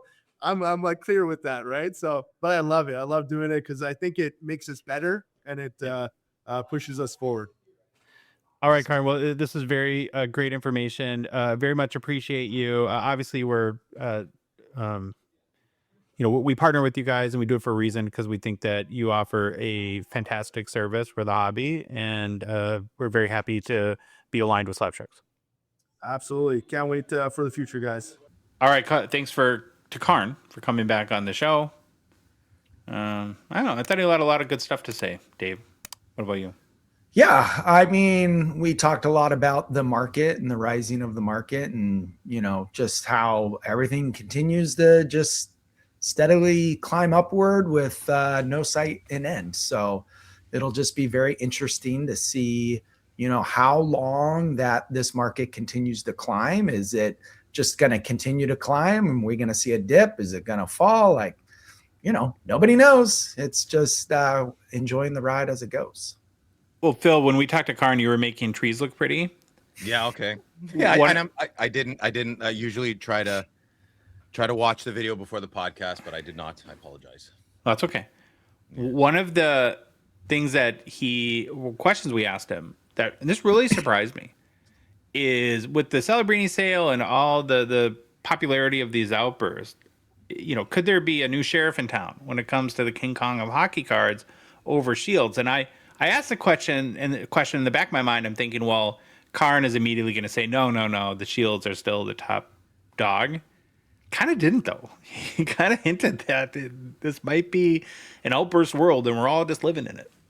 Yeah. So, yeah. I really think the main thing is with the shields, you have 3 of them, where there's only one of the outburst. And so when you talk about the most identifiable rookie card, I think you have to go with the gold outburst, just because the shields, even though personally I would take a shield all day, every day, I would take any of the 3 over the outburst. It's just, it's like, no matter what, you would, no matter what. Well, it just, the shields, there's always a debate of what shield is the best. Is it the exquisite? Is it the ultimate? Is it the cup? Whoa. It's not the ultimate. That is not, listen, don't let the new kids in the hobby dictate terms. Okay. No. Then over my grave. Sure. Ultimate is not in the discussion. It's not. It's not. Why would it be? Because the first shield. Okay, first shield. mover? Also, when you open Ultimate, the chase, and it's the chase Because that's how is bad the shields. product is. Yeah, I agree. Sorry, not how bad the product. That's how inferior. I'm adjusted, Jason. I corrected I'm just myself. saying, in the cup, you have monumentals, No. and you have other cards that to some people look at as just as valuable as shields. And they're confused. And that's listen. No, I'm putting a line. I'm putting a flag down. No, wait. I'm putting a line in the sand. Ultimate is not. I love Ultimate. It is not in the discussion. It is not 1B. It is number 2. Okay, The argument okay. should be the cup or exquisite. That's it. So let's say the cup is your number 1 shield, correct? That's Okay. what you're saying? Oh, I'm saying 1A, 1B, exquisite, cup. They're both in the cup. Whichever one, some years I like exquisite better. Some years I like the cup better. I'm saying they're 1A, 1B. I don't have a choice. Number 2 is the ultimate. Okay. Okay. But then the discussion is, doesn't that just having that discussion and people involved in that discussion, doesn't that muddy it up a little bit to where it's like we're talking about the greatest rookie card there is to purchase or the most valuable, where the gold outburst is obviously, as far as an insert, it is the best. Yeah. I don't think anyone would argue that. Whereas with the shields, you're arguing about which shield is the best, and then you're comparing that to the gold outburst. Okay, I think I might know how this gets solved. Okay. It's And solved. and I'll solve it, right? Okay. So here's my personal opinion, and then I'll translate that into how I think this problem ultimately will work its way out. No pun intended with Ultimate. I will take the gold 101 any day of the week over a player worn shield. I literally could care less about that. That's just me personally. I know the hobby feels different, right? No, yeah. Could care less about those cards. But remember, we have the debut jerseys now. And wouldn't you say whatever shield Upper Deck chooses to put that, because it's that one shield in, that kind of becomes the King Kong of cards. And then in that case, a game worn debut jersey shield auto, 100 times over 100, I'm taking over the Outburst Gold 101. What do you think that ends up in? Do you Well, think it that's ends what I'm up in saying. I think that will Tableau? determine. Does it end up in the cup? It'll have to be the cup, wouldn't it? It better be. So now, Phil, you have 3 different shields that are in the cup. Well, I 3 don't of buy these them. cards. I don't care. I'm just saying. I'm a dolphin, bro. Red Outburst. You can't even definitively define which shield is the best. You're even flip-flopping. It depends on the No. year. No. If the debut shields come out, if it's a rookie card with a player-worn shield, 1 of 1, that's the card. It's that. Okay. Unless they put it in ultimate. You then mean it's game worn shield? game worn, whatever. Yeah. Yeah. Game worn. Well, okay. Let's now the ripple effect of that. So let's say Upper Deck puts it in the cup shield, right? That's the debut jersey. They will. Does anyone care about the ultimate or exquisite shields at that point if they're plain worn? Ooh, yeah, because the ultimate's like the poor man's cup, right? You can buy. It's not a poor man's cup. I mean, lots of well-off people like both, but you can get some years you can get 6 ultimate 5 ultimate boxes for 1 cup. Yeah, I think I'm going to do that. That's a big reason for my line in the sand. It's an inferior product. It's an amazing product, but if we're comparing just the two, hey, would you rather a Maserati or a nice BMW? Both great cars. Yeah, but right? I think it's an inferior product because of the other cards that are in the set that go along with the shield. Whereas Don't muddy the water. Let's stay on point here. Let's stay Okay. on point. Yeah, it's just is what it is. Yeah. I think though in that case though that the hierarchy of the best rookie cards will be debut jersey shield, whatever that is, 1, then the Young Guns, then the other 2 shields well below that, or not, but definitively below that. At least that would be my ranking. it's also, the gold outburst 101 has, it came out just a couple of years ago. So people are still, it's still new, where, you know, old people like us don't want to give up the title to like this newcomer, you know, when maybe that's what it is. But here's one more point on the gold outburst. Never touched by the player. The shields have all been touched by the player because they're signing it. Hey, it matters. The auto I it care matters. But the gold outburst in clear cut is 1,000 times nicer than the gold outburst. Like, you know what I mean? Like I think it might be if I had to pick one card that the design, that might be it. It's it has rocked my world. Yeah. Yeah. Rock you like a hurricane. Yeah. Here I am. Well, speaking of Slab Sharks, the Thursday night auction ends tonight. We'll be live on the Gongshow YouTube channel starting at 8 p.m. Eastern, covering all the key cards closing. You can mark your favorites, place your bids at slabsharks.com. Also, if you're a USA collector, we have a new URL for creating your account to make it easy. Just head to slabsharksusa.com and you can sign up, box up your card, ship them to us, and then you're done. And we get them into the biggest weekly hockey auction for you. Hobby news. Hobby news. Hobby news. That was a Well, Hobby I was news. waiting for it to go. Josh went too fast. You threw me off guard. hobby news. I was waiting for Louis to pop in because I always have to go in order. So I don't know if he's going to pop in ahead of me or below me or, you know, so anyway. Well, I spend days clicking refresh, waiting for the eBay sales to update so we can look at the top highest selling hockey players on eBay for the last month. Because as we know, this is where we have Phil and Dave guess. Phil actually normally does a pretty good job.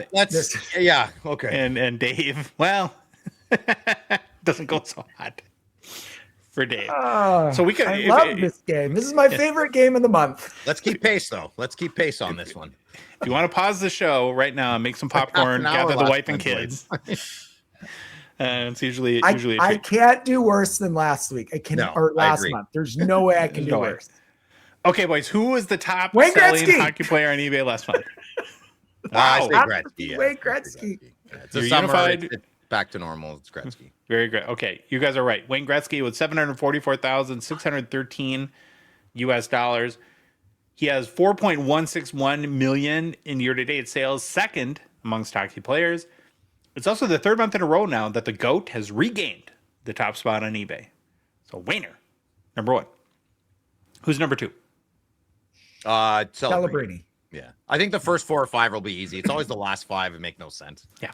Oh no. I got the first 2, but it gets muddy for me up to that. No, just stick with me. I got this. Don't worry. I think. Okay. I hope. Okay. Macklin Celebrini is number two at $483,895 sold at just under 4.8 million, 4,799,490 year-to-date sales. Still the top dog in the hockey hobby for eBay sales. July though so we have Gretzky trending up, maybe Celebrini trending down a little bit. It was the second lowest month of the year for the Young Sharks forward. Only June with 452,000 in sales was less. So we have now 5 months left to go in the year. I think there's about 600,000. No, yeah, 600,000. This is the delta between Gretzky and Celebrini. Who finishes the year at number one? Oh, Gretzky. He'll pass him. Gretzky. Yeah. Okay. We got the money, boys. All these little adults. When it's all said and done, we have the old money. Not me, but you guys, other people. Dave gets to go first. Who's number three? Schaefer. Yeah, Schaefer. Okay, you guys are right. Wow, 3 for 3, Dave. You're rocking this game. I'm getting better. I got the next one. I'm screwed after that, I think. Oh. 232,726 for Schaefer. He's also third, has third most sales year to date as well. I look back. So again, you think of Matthew Schaefer through July as the third highest selling hockey player on eBay. Who you could have never predicted that a year ago, sitting last August. We could have gotten 1,000 guesses each, and none of us would have said Matthew Schaefer. And again, it makes you wonder who's going to be at the top of the list a year from now, right? Is there somebody a name that isn't on our radar very strong right now? Number 4. McDavid. That's what I was going to say. McDavid also. Yeah. So. Oh, ding, ding, ding. You guys are 4 for 4. Okay. I have a good guess for the next one. I don't know. Okay. Connor McDavid, 174,540. Sidney Crosby. Sidney Crosby. Louis, Sidney you Crosby. took my answers for the next 10 or 6. McDavid is a 4th year to date as well. Okay, now number 5. Dave, who are you going with? Oh, crap. Shoot. See, I want to say Crosby, but I don't think it's Crosby. I think Louis it's put gonna it be in like- your head. I know. Well, no, that was kind of who I was thinking. And I really want to go with like another rookie, but I don't know which one to go with. So I'm going to go with Crosby and give me some time to think when I don't get this one right. Phil, what are you going with? So it's funny you want to say Crosby. I wanted to say Ovechkin, but I'm going to go Bedard. Because I Ovechkin surprised us last week. Crosby's a great guess, but they're so I'm giving some reasoning, very expensive right now, where I'm not even buying any. So I think Ovi, and judging from the last 20 years, Yeah, Ovi's been going up. Yeah. So I'm going with my gut here. I'm picking Bedard. Okay. I'm going to pick Bedard. Let's go, Connor. Well, you should have picked Ovi. 164,668. And he's been the sneaky one, right? That every month is a little bit higher than I think maybe you might assume. Number 6. Bedard. All right, I'm going to stick with People are like they're getting ready. I'm surprised he's not number 5. I'm very firm on Bedard. I'm going Crosby. I think he's going to sneak in under. Dave's going Crosby right to the end. Yes. It is I don't think Connor I'm- Bedard. Well, I'm going to go until actually crap. I'm going to go until it's actually him, and then I'm going to change it. You got it. It was Yeah, good. He's in the top 10. I think he might be. I don't know. I think he might be 10. Oh, Bedard at 154,282 in sales, 6th for the month of July, and 6th overall for 2026. Yeah, All right. falling in line. Number 7, Dave. Crosby. It's got to be Crosby now. It's got to be. I think no it's way too it's early. I think it's too early. I'm going. I'm going Demidov. Yeah. Ooh, Demonov's a good guess, but Ooh, it's going to be Crosby. it is Sidney Crosby. Oh, at number come 7. on. What is? I stuck to it. I stuck Louis, to it this time. whatever. 122,736. Crosby's 8th year to date so far. So he finished one spot higher than his year average. Crap. Okay, now we have 3 more left. Yeah. Oh, now 9, it's going 10. to get scary. I'm sticking with Demidov. He's in there, and I think he's next. Crap. Listen, I'm going to help you. Don't pick Lane Hudson. Don't pick Cole Caulfield. If it's anyone on the Habs, it's Demidov. It's not going to be the other two. Well, I know. I was thinking of going I'm just with like making. a I know more you're veteran, terrible, so I don't know what you know. I don't like know. going with like a Patrick Waugh or something like that. But I don't think Waugh's in the top 10. He's not going to be in there. But I don't want to go with I mean, Demidov. maybe. I don't know. I mean, who knows, right?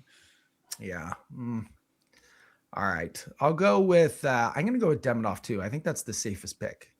Well, for once, you made the right choice, Dave. You Okay. Ivan Suck it, Demidov, Trebek! 120,195, number 8 for the month. Second rookie on the list. Sales remain pretty strong for Demidov, and he's 10th overall year to date. Now, number 9. Who wants to go with the first guess for number 9? All right. I'm going to go on a limb here. I'm going to go with Beckett Crosby. Seneca. I didn't hear anything. What's that? I'm going with Beckett Seneca. Oh, that's a good pick. Yeah, I like that. It's the summer, though. I don't think other than I mean Demidov is a bit of a stretch. People are loading up on Bedard. Yeah, Seneca's good. Same with Leo Carlson. Mm-hmm. I still feel the old, not the old guys, but I still feel there's like who else is there? Steve Yzerman. Well, what are some? Help me out here. There's some big players that people buy. You got your. But I don't feel like it's in bulk though. Like the thing about this list is it's really good veteran players or rookies besides Gretzky. Gretzky's the only like left?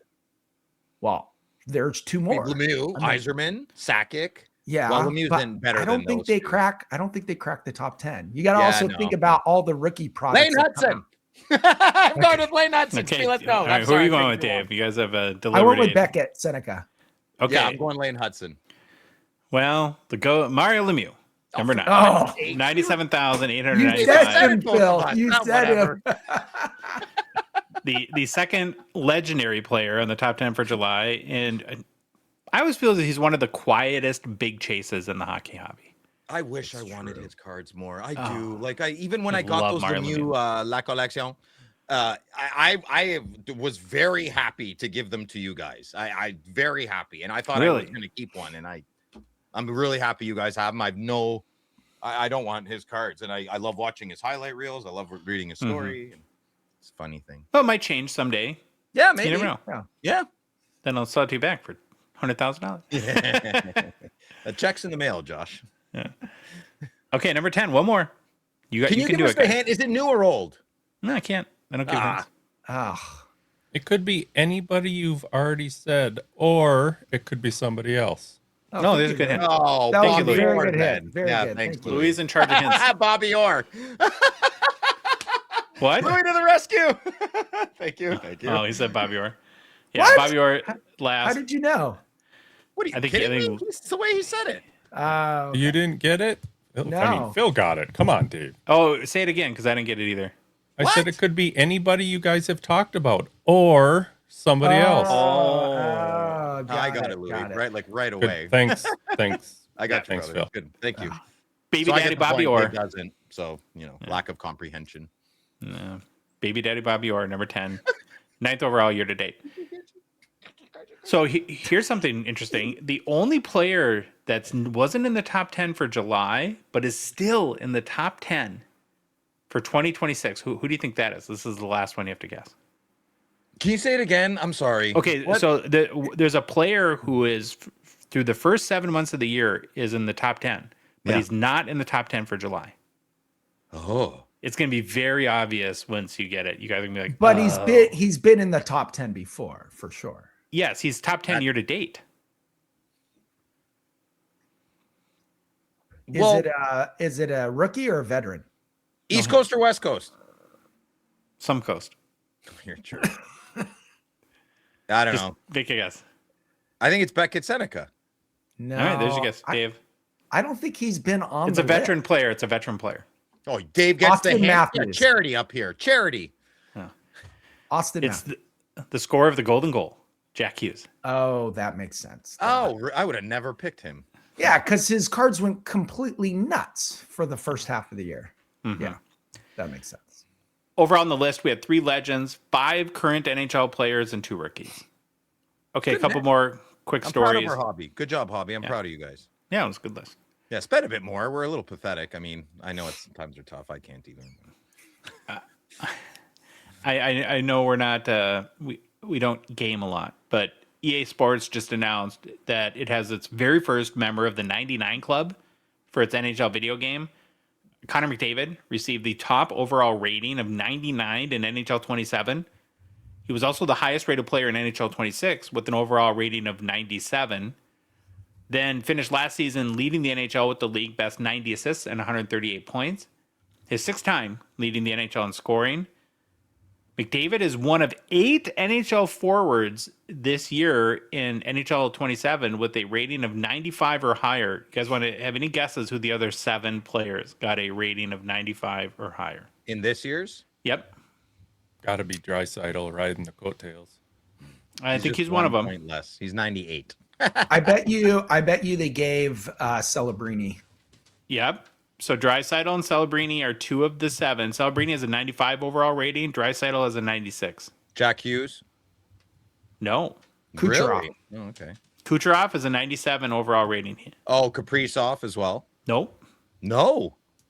Oh, Quinn Hughes. No. What? So these are forwards. Oh, forwards. Okay. JJ Peterka. Kucherov. Yes. Yeah, you just already said him. Kucherov. Yes. Okay. Again. Oh, Okay. Nylander. You're I on meant to meds, say eh? sorry. You're I on meant to say some- Nylander. Nope. Are you it on was, some antihistamines right now? Or something? Well, I'm in a fall. Kucherov. I'm like, okay. sniffing let's- glue over there, California Dave. Nathan McKinnon had a 97. Then David Pasternak had a 95. Sidney Crosby still has 95 rating on NHL.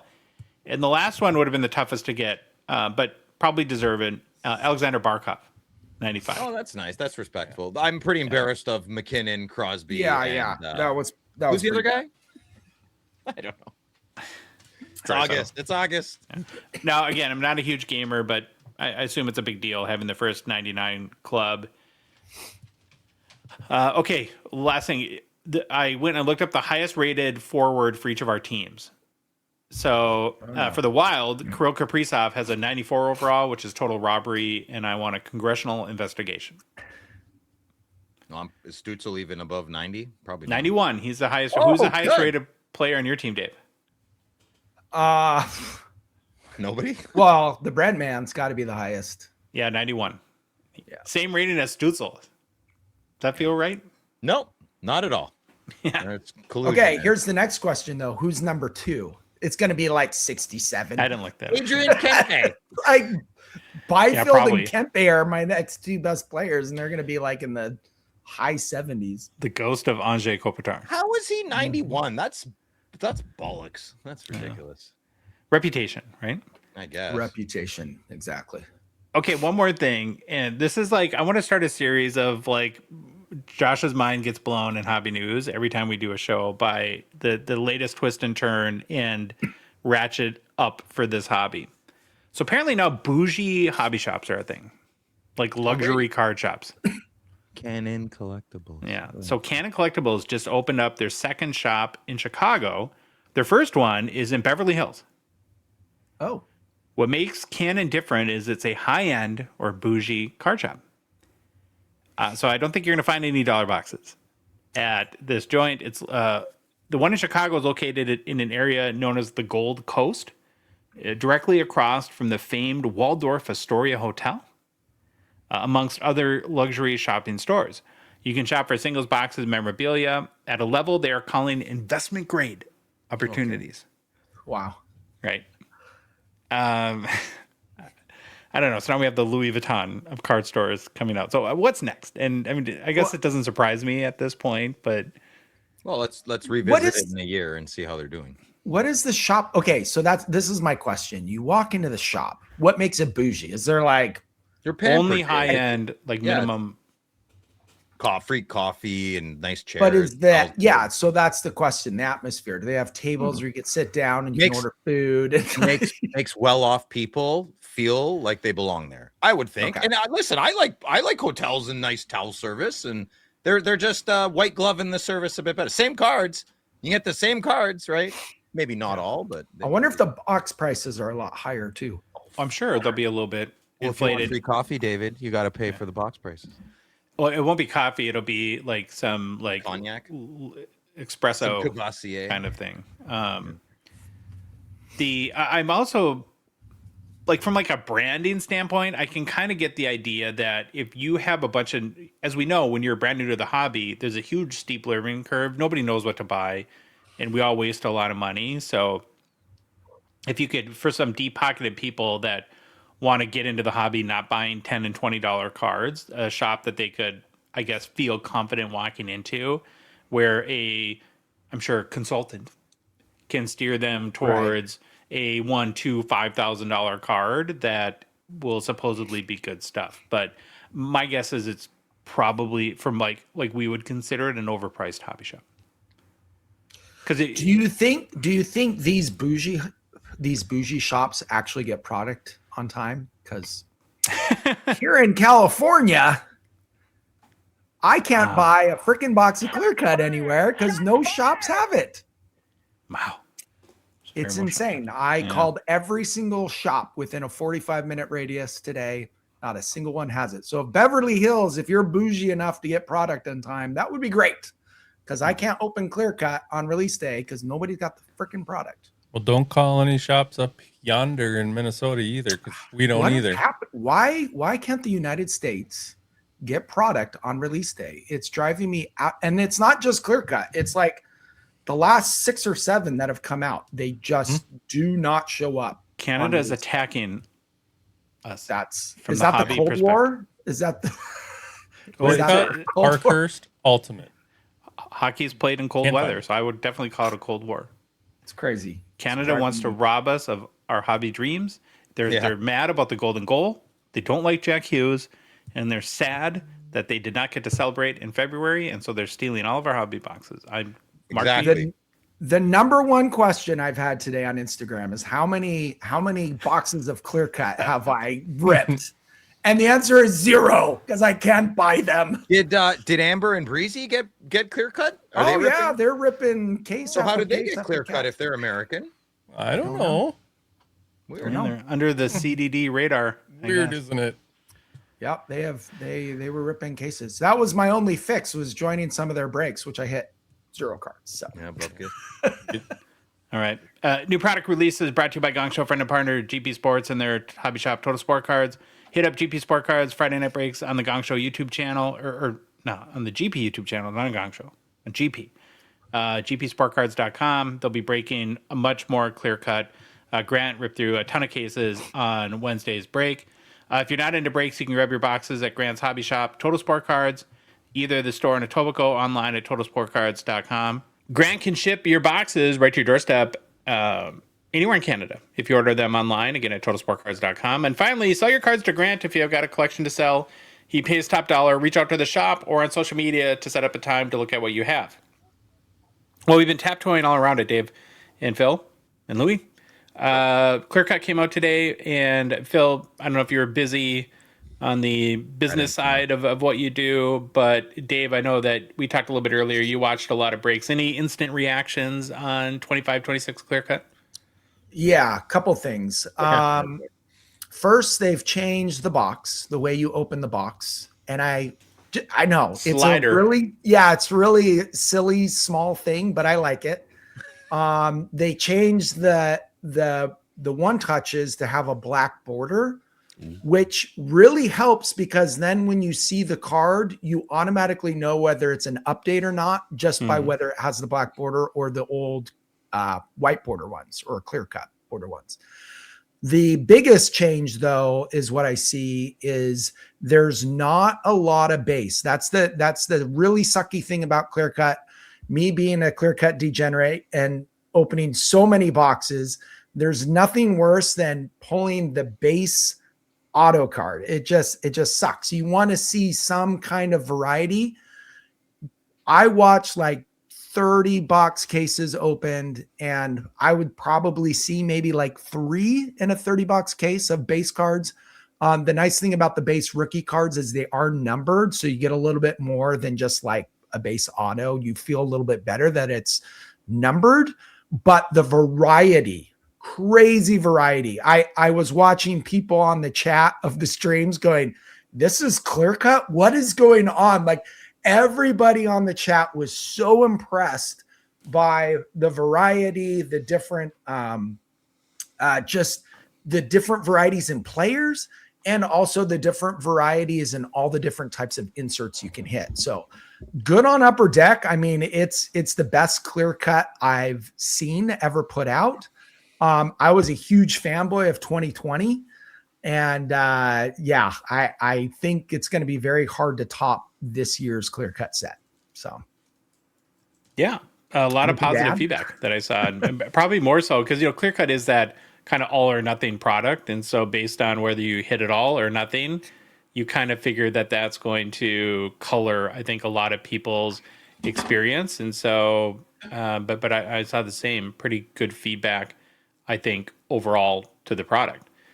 I have one more thing for new product releases. It's kind of adjacent to the Celebrini Outburst Gold. And hey, it's been 2 weeks since we had a new product, so we got to fill up some stuff. And I was curious, well, that card aside, as we sort of move on from that sale, and if you're still trying to maybe ask the question, is this now the top parallel or one of the biggest, if not the biggest, one of the biggest chases in the hobby? How have sales of the Outburst parallels been doing overall? And we haven't done this, I think, if not ever. Surely hasn't been a while. I have the top 10 Outburst sales of all time. Nice. That we can roll through, and there's gonna be some funny ones in context of the Celebrini sale, and maybe a couple of surprises too. So I'm really excited to go through this with you guys. We're gonna count down from 10 we're to not 1. guessing, are we? No. Although I think I know what the number 2 is. I'm pretty positive I know what number 2 You is. can guess number 2. You can guess number 2. The top 2. Yeah. So number 10 is a 2024-25 Upper Deck Macklin Celebrini Young Guns Outburst Red out of 25. It's raw, sold for $12,869 US dollars via Slab Sharks this past February. Now, at the time, back in February, I'm sure 12 grand or almost 13 grand felt like probably a stretch. Maybe we would all probably said that. But I'm guessing now that buyer is very, very happy today. Oh, yeah. So here's my question for you guys. If you own this card and you were going to sell it, buy it now, and you're listing it tonight on eBay, what are you listing this card at? 50,000 best offer. I would accept 40. Okay. I like that. Very confident answer. What about you, Dave? Yeah, I don't have a confident answer. Because I don't know. I would have to wait to see what the next one sells for, then to build the confidence of what I think it's valued at. You So- just heard, but you have to list it, so you got to. what the Oh, next if one I is. have to list it, oh geez. So the last And one, it's not an auction. It's list it and best offer. Yeah, I don't know, 75K or best offer, and see What did the happens. last one sell for, Phil? You looked it up? I was implying that it was my card, that it was 40 grand, and so there's your sale. Oh, I got you. Yeah. I think I'm in the lines with both of you. I think it's not worth 100 grand for sure, but I'd probably list it for 50. And I think Phil, you probably pretty close to what it would go for. Yeah. Okay, number 9 is another Macklin Celebrini. It's another gold outburst, but it's a 2025-26 Upper Deck Celebrini Outburst Gold 101. So for $13,264 US dollars via eBay auction in November 2025. When a base outburst for a second-year player is in the top 10, you know that, of course, that player is on fire. Now here's my question. What's the better card? Would you rather have this one or the last one? The last, one. Yeah, Yeah, I no never want question. any copy of this card. No question. No. You just don't like the mean No, Macklin, this- mug by Macklin there? They should have just went 3 frames before, 3 frames after. It would have been a lot better. I think this was this wouldn't have been my first choice for imagery. At number 8, we have what looks like could be the buy of the century at this point. The 24-25 Upper Deck Lane Hudson Young Guns Outburst Gold 101 Raw sold for $13,515 US dollars via eBay auction on October 2024. Boys, it only sold for $1,267,485 less than the Macklin Celebrini 101. Josh, when this one sold, we all lost our mind. I remember going, oh my gosh, talk about a crazy purchase. Someone paid $13,000 for this card. I could not believe someone dropped that. It was like, oh, well, it makes sense. It's Montreal, right? Of course, they have crazy collectors. You know what's funny is you don't move the decimal point once, you move it twice. It's a loop de loop. It's a 2. Yeah. It's not just 1, it's a 2. Yeah. It's crazy. If memory serves me correct, and maybe you guys know this, but I feel like this was the first big Outburst Gold sale. Maybe, Yes. yeah. It was a big the one. first one that I think cracked 10 grand or I feel like more. we all laughed at this. Oh, we did. We did. Yeah. We did. Yes. This guy doesn't know what he's doing. Like morons. Oh well. Yeah. Okay, number 7 is a 24-25 Upper Deck PWHL Marie-Philippe Poulin Young Guns Outburst 101 Raw sold for $14,061 US by eBay best offer in February 2025. It's great to see a PWHL card on the list. The contrast is a little odd in the photo. Yeah. It's also odd that what is she, like 38 at this point? Right. Or well into her 30s and has the Young Guns, but it's the first year for PWHL. Are we? I know I've asked this before. Are the cages optional? Like when are? No, I think they're mandatory. Okay. Yeah. Yeah. Yeah. No Too bad. checking and cages. What and what's the reason? I don't know. I've always thought that Okay. not having checking in girls hockey is wrong. Like I think that they Well, it's can. just not the game. That's not the game, you know. And I most girls that we met at the last show. I don't know. It seems like they'd be down to check each other. Like I don't get it. I feel like the They players all want to. Yeah, like I feel like the Yeah. players want to play hockey, not restricted hockey. You know. And number 6 is a 23-24 Upper Deck Connor Bedard Young Guns Outburst Red out of 25. Raw sold for $17,964 US dollars by Slab Sharks in March of 2024. I think this is maybe one first ones that would sell for less today than. Do you guys think that? Well, I don't think this would fetch 10. I think if his gold outburst comes out and sells for $500,000, I think this is a steal. So I don't think that goes for $500,000. You don't think so? Not before the season. If he gets off to a good start or comes back, I think it would sell for $500,000 right now. Oh, you do? Okay. I do. Yeah. I feel like the buyer and the underbidders of like the last four they need to get in on that action. Human psychology, man. Yeah. Yeah, they saved $1 million on the Celebrini. This is a steal at $500,000. Right. Yeah. Okay, I want to hit the card now. Yeah, we all do. No Phil. kidding. It's at David Adams. We know it's at David Adams. We have an inside guy there. We know there's hundreds of cases. This card may never be found. Like it may never be got.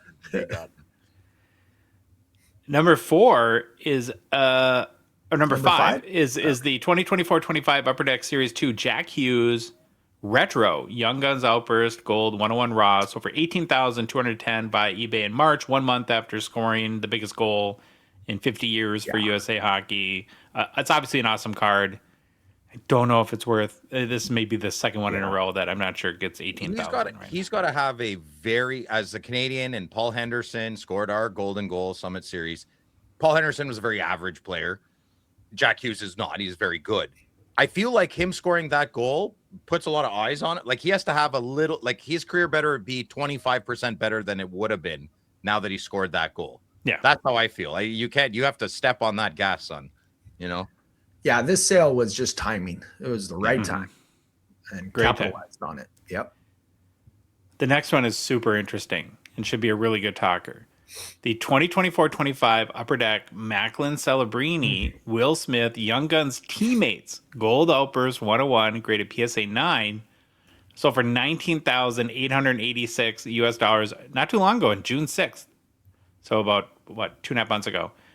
Is this the deal of the century now? I don't know if this is a $25,000 card, a $50,000 card, or a $100,000 plus card. I have no idea. Do we know if Benjamin owns this card?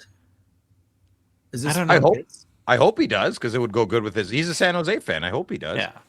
The only way this will go to that, Josh, is if it's widely accepted, and it's got a long way to go. This is a classic buy from like, oh, you're new to the hobby. Well, probably wouldn't have spent that. Could be wrong. I don't know. Think that the goalposts constantly are moving, but the only way that Young Guns teammates go big is if every year they're a little more highly sought after. And I would wait. It's going to take 5 years minimum. But the $1.2 million sale certainly helps this one. Like that's a big gift to the owner. But yeah, this is not a card that I would feel very confident in over the long run. It also depends on what Will Smith ends up doing, right? So a lot of times when you have two people on a card and one ends up becoming a Hall of Fame player and the other's a dud, it kind of affects the card in a negative way. And so if they both have amazing careers, and Will Smith's probably not going to have the career Celebrini does, but if he has a all-star type career, then that could help the card. Yeah, but like, who wants a Gretzky Yari Curry card? Nobody. I want Gretzky Howe. I want Gretzky Orr. I don't. Same team. I don't know. Yeah, I don't know. I don't know how I feel about the teammates. It's got a long way to go. It is better though than if they have 3 or 4 teams or 2 teams that have a couple good rookies. I'd rather have this teammates card than some guy who's already been back in Europe for 2 years and will never play in the NHL again as my young Definitely. Yep. Okay, so number 3 is a 2023-24 Upper Deck Alexander Ovechkin Outburst Gold 101 PSA 10. So for $27,740 US by Golden in September 2025. At first glance, I thought, wow, 27, almost 28 grand. Seems like a lot. But then I remembered what you've kind of said for a while now, that both Sid and Ovi, not only is this the first Outburst Gold for Ovi, but they're not going to have a ton of these in their career. A steal. He might have one more in that uni, right? Or red, whatever. That's a steal. That's a steal. If I'm really bummed out already when the Crosby 1 of 1 comes out, and I'm not going to get it. Yeah. Unless I pack pull it. Yeah, because I we're know, talking about what did the first, PMG, gold PMG sell for? And it was, I mean, we're comparing two different cards, but Yeah. with these gold outbursts, I mean, I would tuck this card This- away for 10, 15 years and this bring it does back seem out. like a crazy good buy. Okay, so there's a great question. Phil, would you take Ovi's first Outburst Gold base parallel or his first gold PMG from 2020 Metal Universe? Oh, his gold parallel. Yeah. This Okay. one. Yeah. Oh, wow. Yeah. Oh, no, I wouldn't. The gold PMG does nothing for me. This in a heartbeat. Yeah.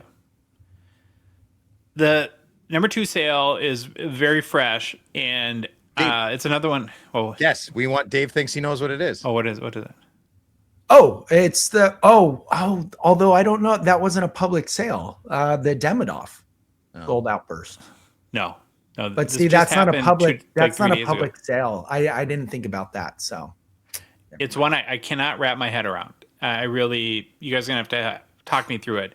It's not that I don't understand it. It's I just don't know how to value this card. It's a 2024-25 Upper Deck Series 1 Connor McDavid Retro Young Guns Gold 101. It's graded PSA 8.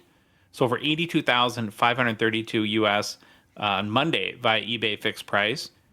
And I just It's dangerous. it's a dangerous card to buy for that. You much. could talk me into this way overpriced and way underpriced, and I could buy probably either of those arguments. Yeah, I think so. So here's the thing. So McDavid has some other gold outburst parallels, correct? But this is the only one that's going to have that Young Guns label. We get it. It's not his actual rookie year, but it's the only gold outburst that's going to say the words Young Guns on it. And for that reason, I think it is worth that. It just comes with the story, right? And I hate that. Comes with a story. With a story. Yeah, I think that's a great point. When you have to explain your really valuable card, that's I'm not saying makes it a bad card. Away usually. Yeah, I'm like, okay, cool, man. Yeah, so it goes back to the conversation we had with Karn earlier, right? He was talking about how he had a high gloss of Ovechkin, and like the common collector would come by and be like, wait, why is this one 100,000 and I just saw the same card for 3,000? And he's like, well, because it's actually numbered to 10 and and so yeah. So how much of it is when you have to explain the story, then it kind of If someone asked me why the high gloss is worth a lot of money, I'd ask them to move along. You're at the wrong show. You're at the wrong the young family show with the newborns go for the cribs. It's down that hall. You must be a well. Pokemon That's what I'm saying. collector. The new collector. New collector. That's you don't know those things when you're brand new in the hobby. I'm not explaining them. And then the biggest, most anticlimactic. I'm sick of looking at this. Yeah. No, I'm kidding. It's beautiful. Yeah, the Macklin's obviously number 1, 1.2 million. So can I tell you boys what happened today? Yeah. Can I tell you what happened today? I walked into the gym. A young lady was excellent. She showed me a video that she works there. She said, "Oh my God, Phil, have you seen this hockey card? It's like $1 million." She showed me. She showed me James's video being all quiet with our water. What do you call the watermarks? Yeah, and it was on there, and I'm just laughing. I'm like, yeah, it's pretty crazy. I just walked away. I mean, it's mainstream. I mean, it's hilarious. That card went mainstream, hardcore. That was very nice. It was a very comforting feeling to see our watermark. I mean, we didn't do anything. You guys I still haven't talked to James, but it was a nice feeling to see a random 20-year-old girl just like, oh my God, like chewing her gum and showing me the $1 million card if I've heard of it. Yes, I have. Okay, so I had a few takeaways that I want to bring up before we get into personal pickups. When you look at the top sales, it's obvious, of course, that the Outburst Parallel has that impact beyond the Young Guns. That's kind of like we've seen. Well, there's base set parallels, there's the teammates, there's Marie-Philippe Poulin on the PWHL side, and so there's kind of like a mix and variety. And I think it's going to be interesting going forward to see if the big $1 million plus sale now, how much did it level up every one of these Outburst Parallels? Like, I don't know if you guys saw, I didn't do a post on it, but the Macklin Celebrini Young Guns Silver PSA 10s have gone bananas since that. They're like 5,500 US. Oh, wow. They're going for. I'd probably stay away from that stuff. Yeah. So fair. I don't know. Maybe we're in the Outburst era now. It'll be the. I think that's confirmed. Yeah. I mean, who doesn't like an outburst? Like what? You don't, unless you're a vegetarian. If you don't like bacon, well, once again, bad example. I don't know. I got nothing. Good take. Any other Good key take. takeaways you guys want to share other than vegetarians and bacon? Good. I don't know why that people don't eat it. What was your question, Josh? I missed I it. just any key takeaways when you look at the top 10, like things that stand out to you. I think we look at it, and some of the sales we see are really good buys in our opinion, and some are questionable. And I think the hobby is trying to figure out where to place it because it's still so new. No one, it's everyone's trying to find that lane of how valuable these cards really are. And so, with this sale of the Celebrini, you go, oh, wow, these are way more valuable. But at the same time, it was kind of the biggest whale in the market at the time. And you had a lot of buyers going after it. And, if you really were to go, what is this card actually worth? We would probably all agree that it's not worth the price that was paid for it, right? So it's us trying to figure out where this card sits in our hobby. And I think it's still going to take 3-4 years for it to kind of, settle in. I think for sure we'll do this again in like 6 months. And there won't be a new top card, but I'll be very interested to see what happens. Do we have more 20, 30, 40, $50,000 sales of Outburst Golds now because of that, the new bar or level that Celebrini got to? And we also have a lot of cards that are being sold privately that we can't report those sales. And so, there's one that I know of specifically. And so it's like with these bigger cards, maybe a lot of people are, finding sales in the private sector. And so, that also kind of skews the numbers. Maybe there's a lot more being sold out there for $50,000, $60,000 that we don't know of. Wasn't there like 2 kids, Phil, like right away when the Outburst Gold came out that like jumped on all of them and were like mega collecting them? Ethan Schwartz. Yeah. 101's Outburst. Yeah. Yeah. If you're him, how do you not cash in right now? I think they already did or something. I don't know. There was another guy who stopped me at the Ottawa show. He's we saw a bunch get posted on eBay or on Slab Sharks or eBay or something. Yeah. There was a bunch that showed up all at once. So probably a couple weeks too early. Maybe maybe the loan needed to started to be repaid back. Yeah. It's a lot of money. Exactly. I was like, well, that was one of Karn. What pharmaceuticals do you sell? That was one of Karn's speculations, Phil, was that he thinks there might be a lot of debt coming into buying cards right now. Like people are. Well, I mean, that's what I knew the top was there when Jeremy Lee was interviewing people. I mean, as he should. He's a content creator, but he was asking a lot of questions to a lot of like fractal companies and multiple people. Yeah, I'm out. Sorry, dude. That's the top. Sell everything. Like the girl at the gym showing me that card on her social media. That might also be recognized as that's the top. Bring it on. I said get it out of the way. Personal pickups, Phil. Nothing. Bupkis. Dave. I got one. It kind of slipped through the cracks. I never got a chance to show it. I picked it up a couple of weeks ago. Well, where is it? There it is. Oh, there it is. Okay. So 21-22 SB Game Use. This is the Hall of Fame Legend sweater of Luc Robitaille out of 35. It's just kind of a cool card. I generally don't buy patch cards without autos, but I don't know. This one, just the color scheme, the card design. It's got a nice chunky patch. It was just a very cool card, and it was cheap. It was like $25. So I said, why not? So I picked it up. That's great. $25. That's great, man. Good for you. Nice. Here's what I like about this card. For once, the jersey matches the patch. It makes sense, Yes. right? I mean, you can finally. I really can't buy cards where the player jersey and the patch don't match. It's just very difficult for me. Louis. Nothing. Okay. I got one card. It's actually, I've had it for a while, but it was from our Hidden Gems 2012-13 O-Pee-Chee Alexander Ovechkin Black Rainbow out of 100 raw. And yeah, I've had it for a number of months. Really, really like it. I think it kind of reminds me of Glow Peachy with the yellow on the bottom. That's what connects me to. It's the footer of these cards that I really like. Yeah.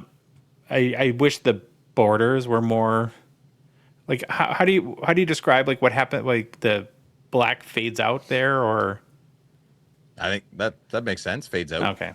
Yeah. All right, that's it. If you like the episode, please leave a rating, review on Apple, Spotify, whatever podcast app you listen to us on. If you love the show, want to support us, want to chat with us on the Hockey Cards Gongshow Discord server, please consider $5 a month donation. Join our $9.99 support level tier on Patreon. Link is in the show description, our Instagram profile, on our website, hockeycardsgongshow.com, or on the Patreon website, patreon.com. You can search for us. We are The Gong Show. Follow us on social media. We're on Instagram, Facebook, TikTok, Twitter, and YouTube. And boys, the Hockey Cards Gong Show podcast is a production of Dogbox Ventures, LLC. Have an amazing weekend, and we can't wait to be back with you on Monday. Baba Louie, take us out. Bye. It's the Gong Show, we're dropping the facts. Hockey cards on fire, no holding us back. Josh looking sharp, the face of the scene. Feeling pork chop pants, rocking it clean. Baba Louie in the booth, he's the man with the plan. The best producer in all the land. Gong Show Nation, let's hit the flow. It's the Hockey Cards Gong Show, let's go, let's go. Wanna say them in show. I got a little package.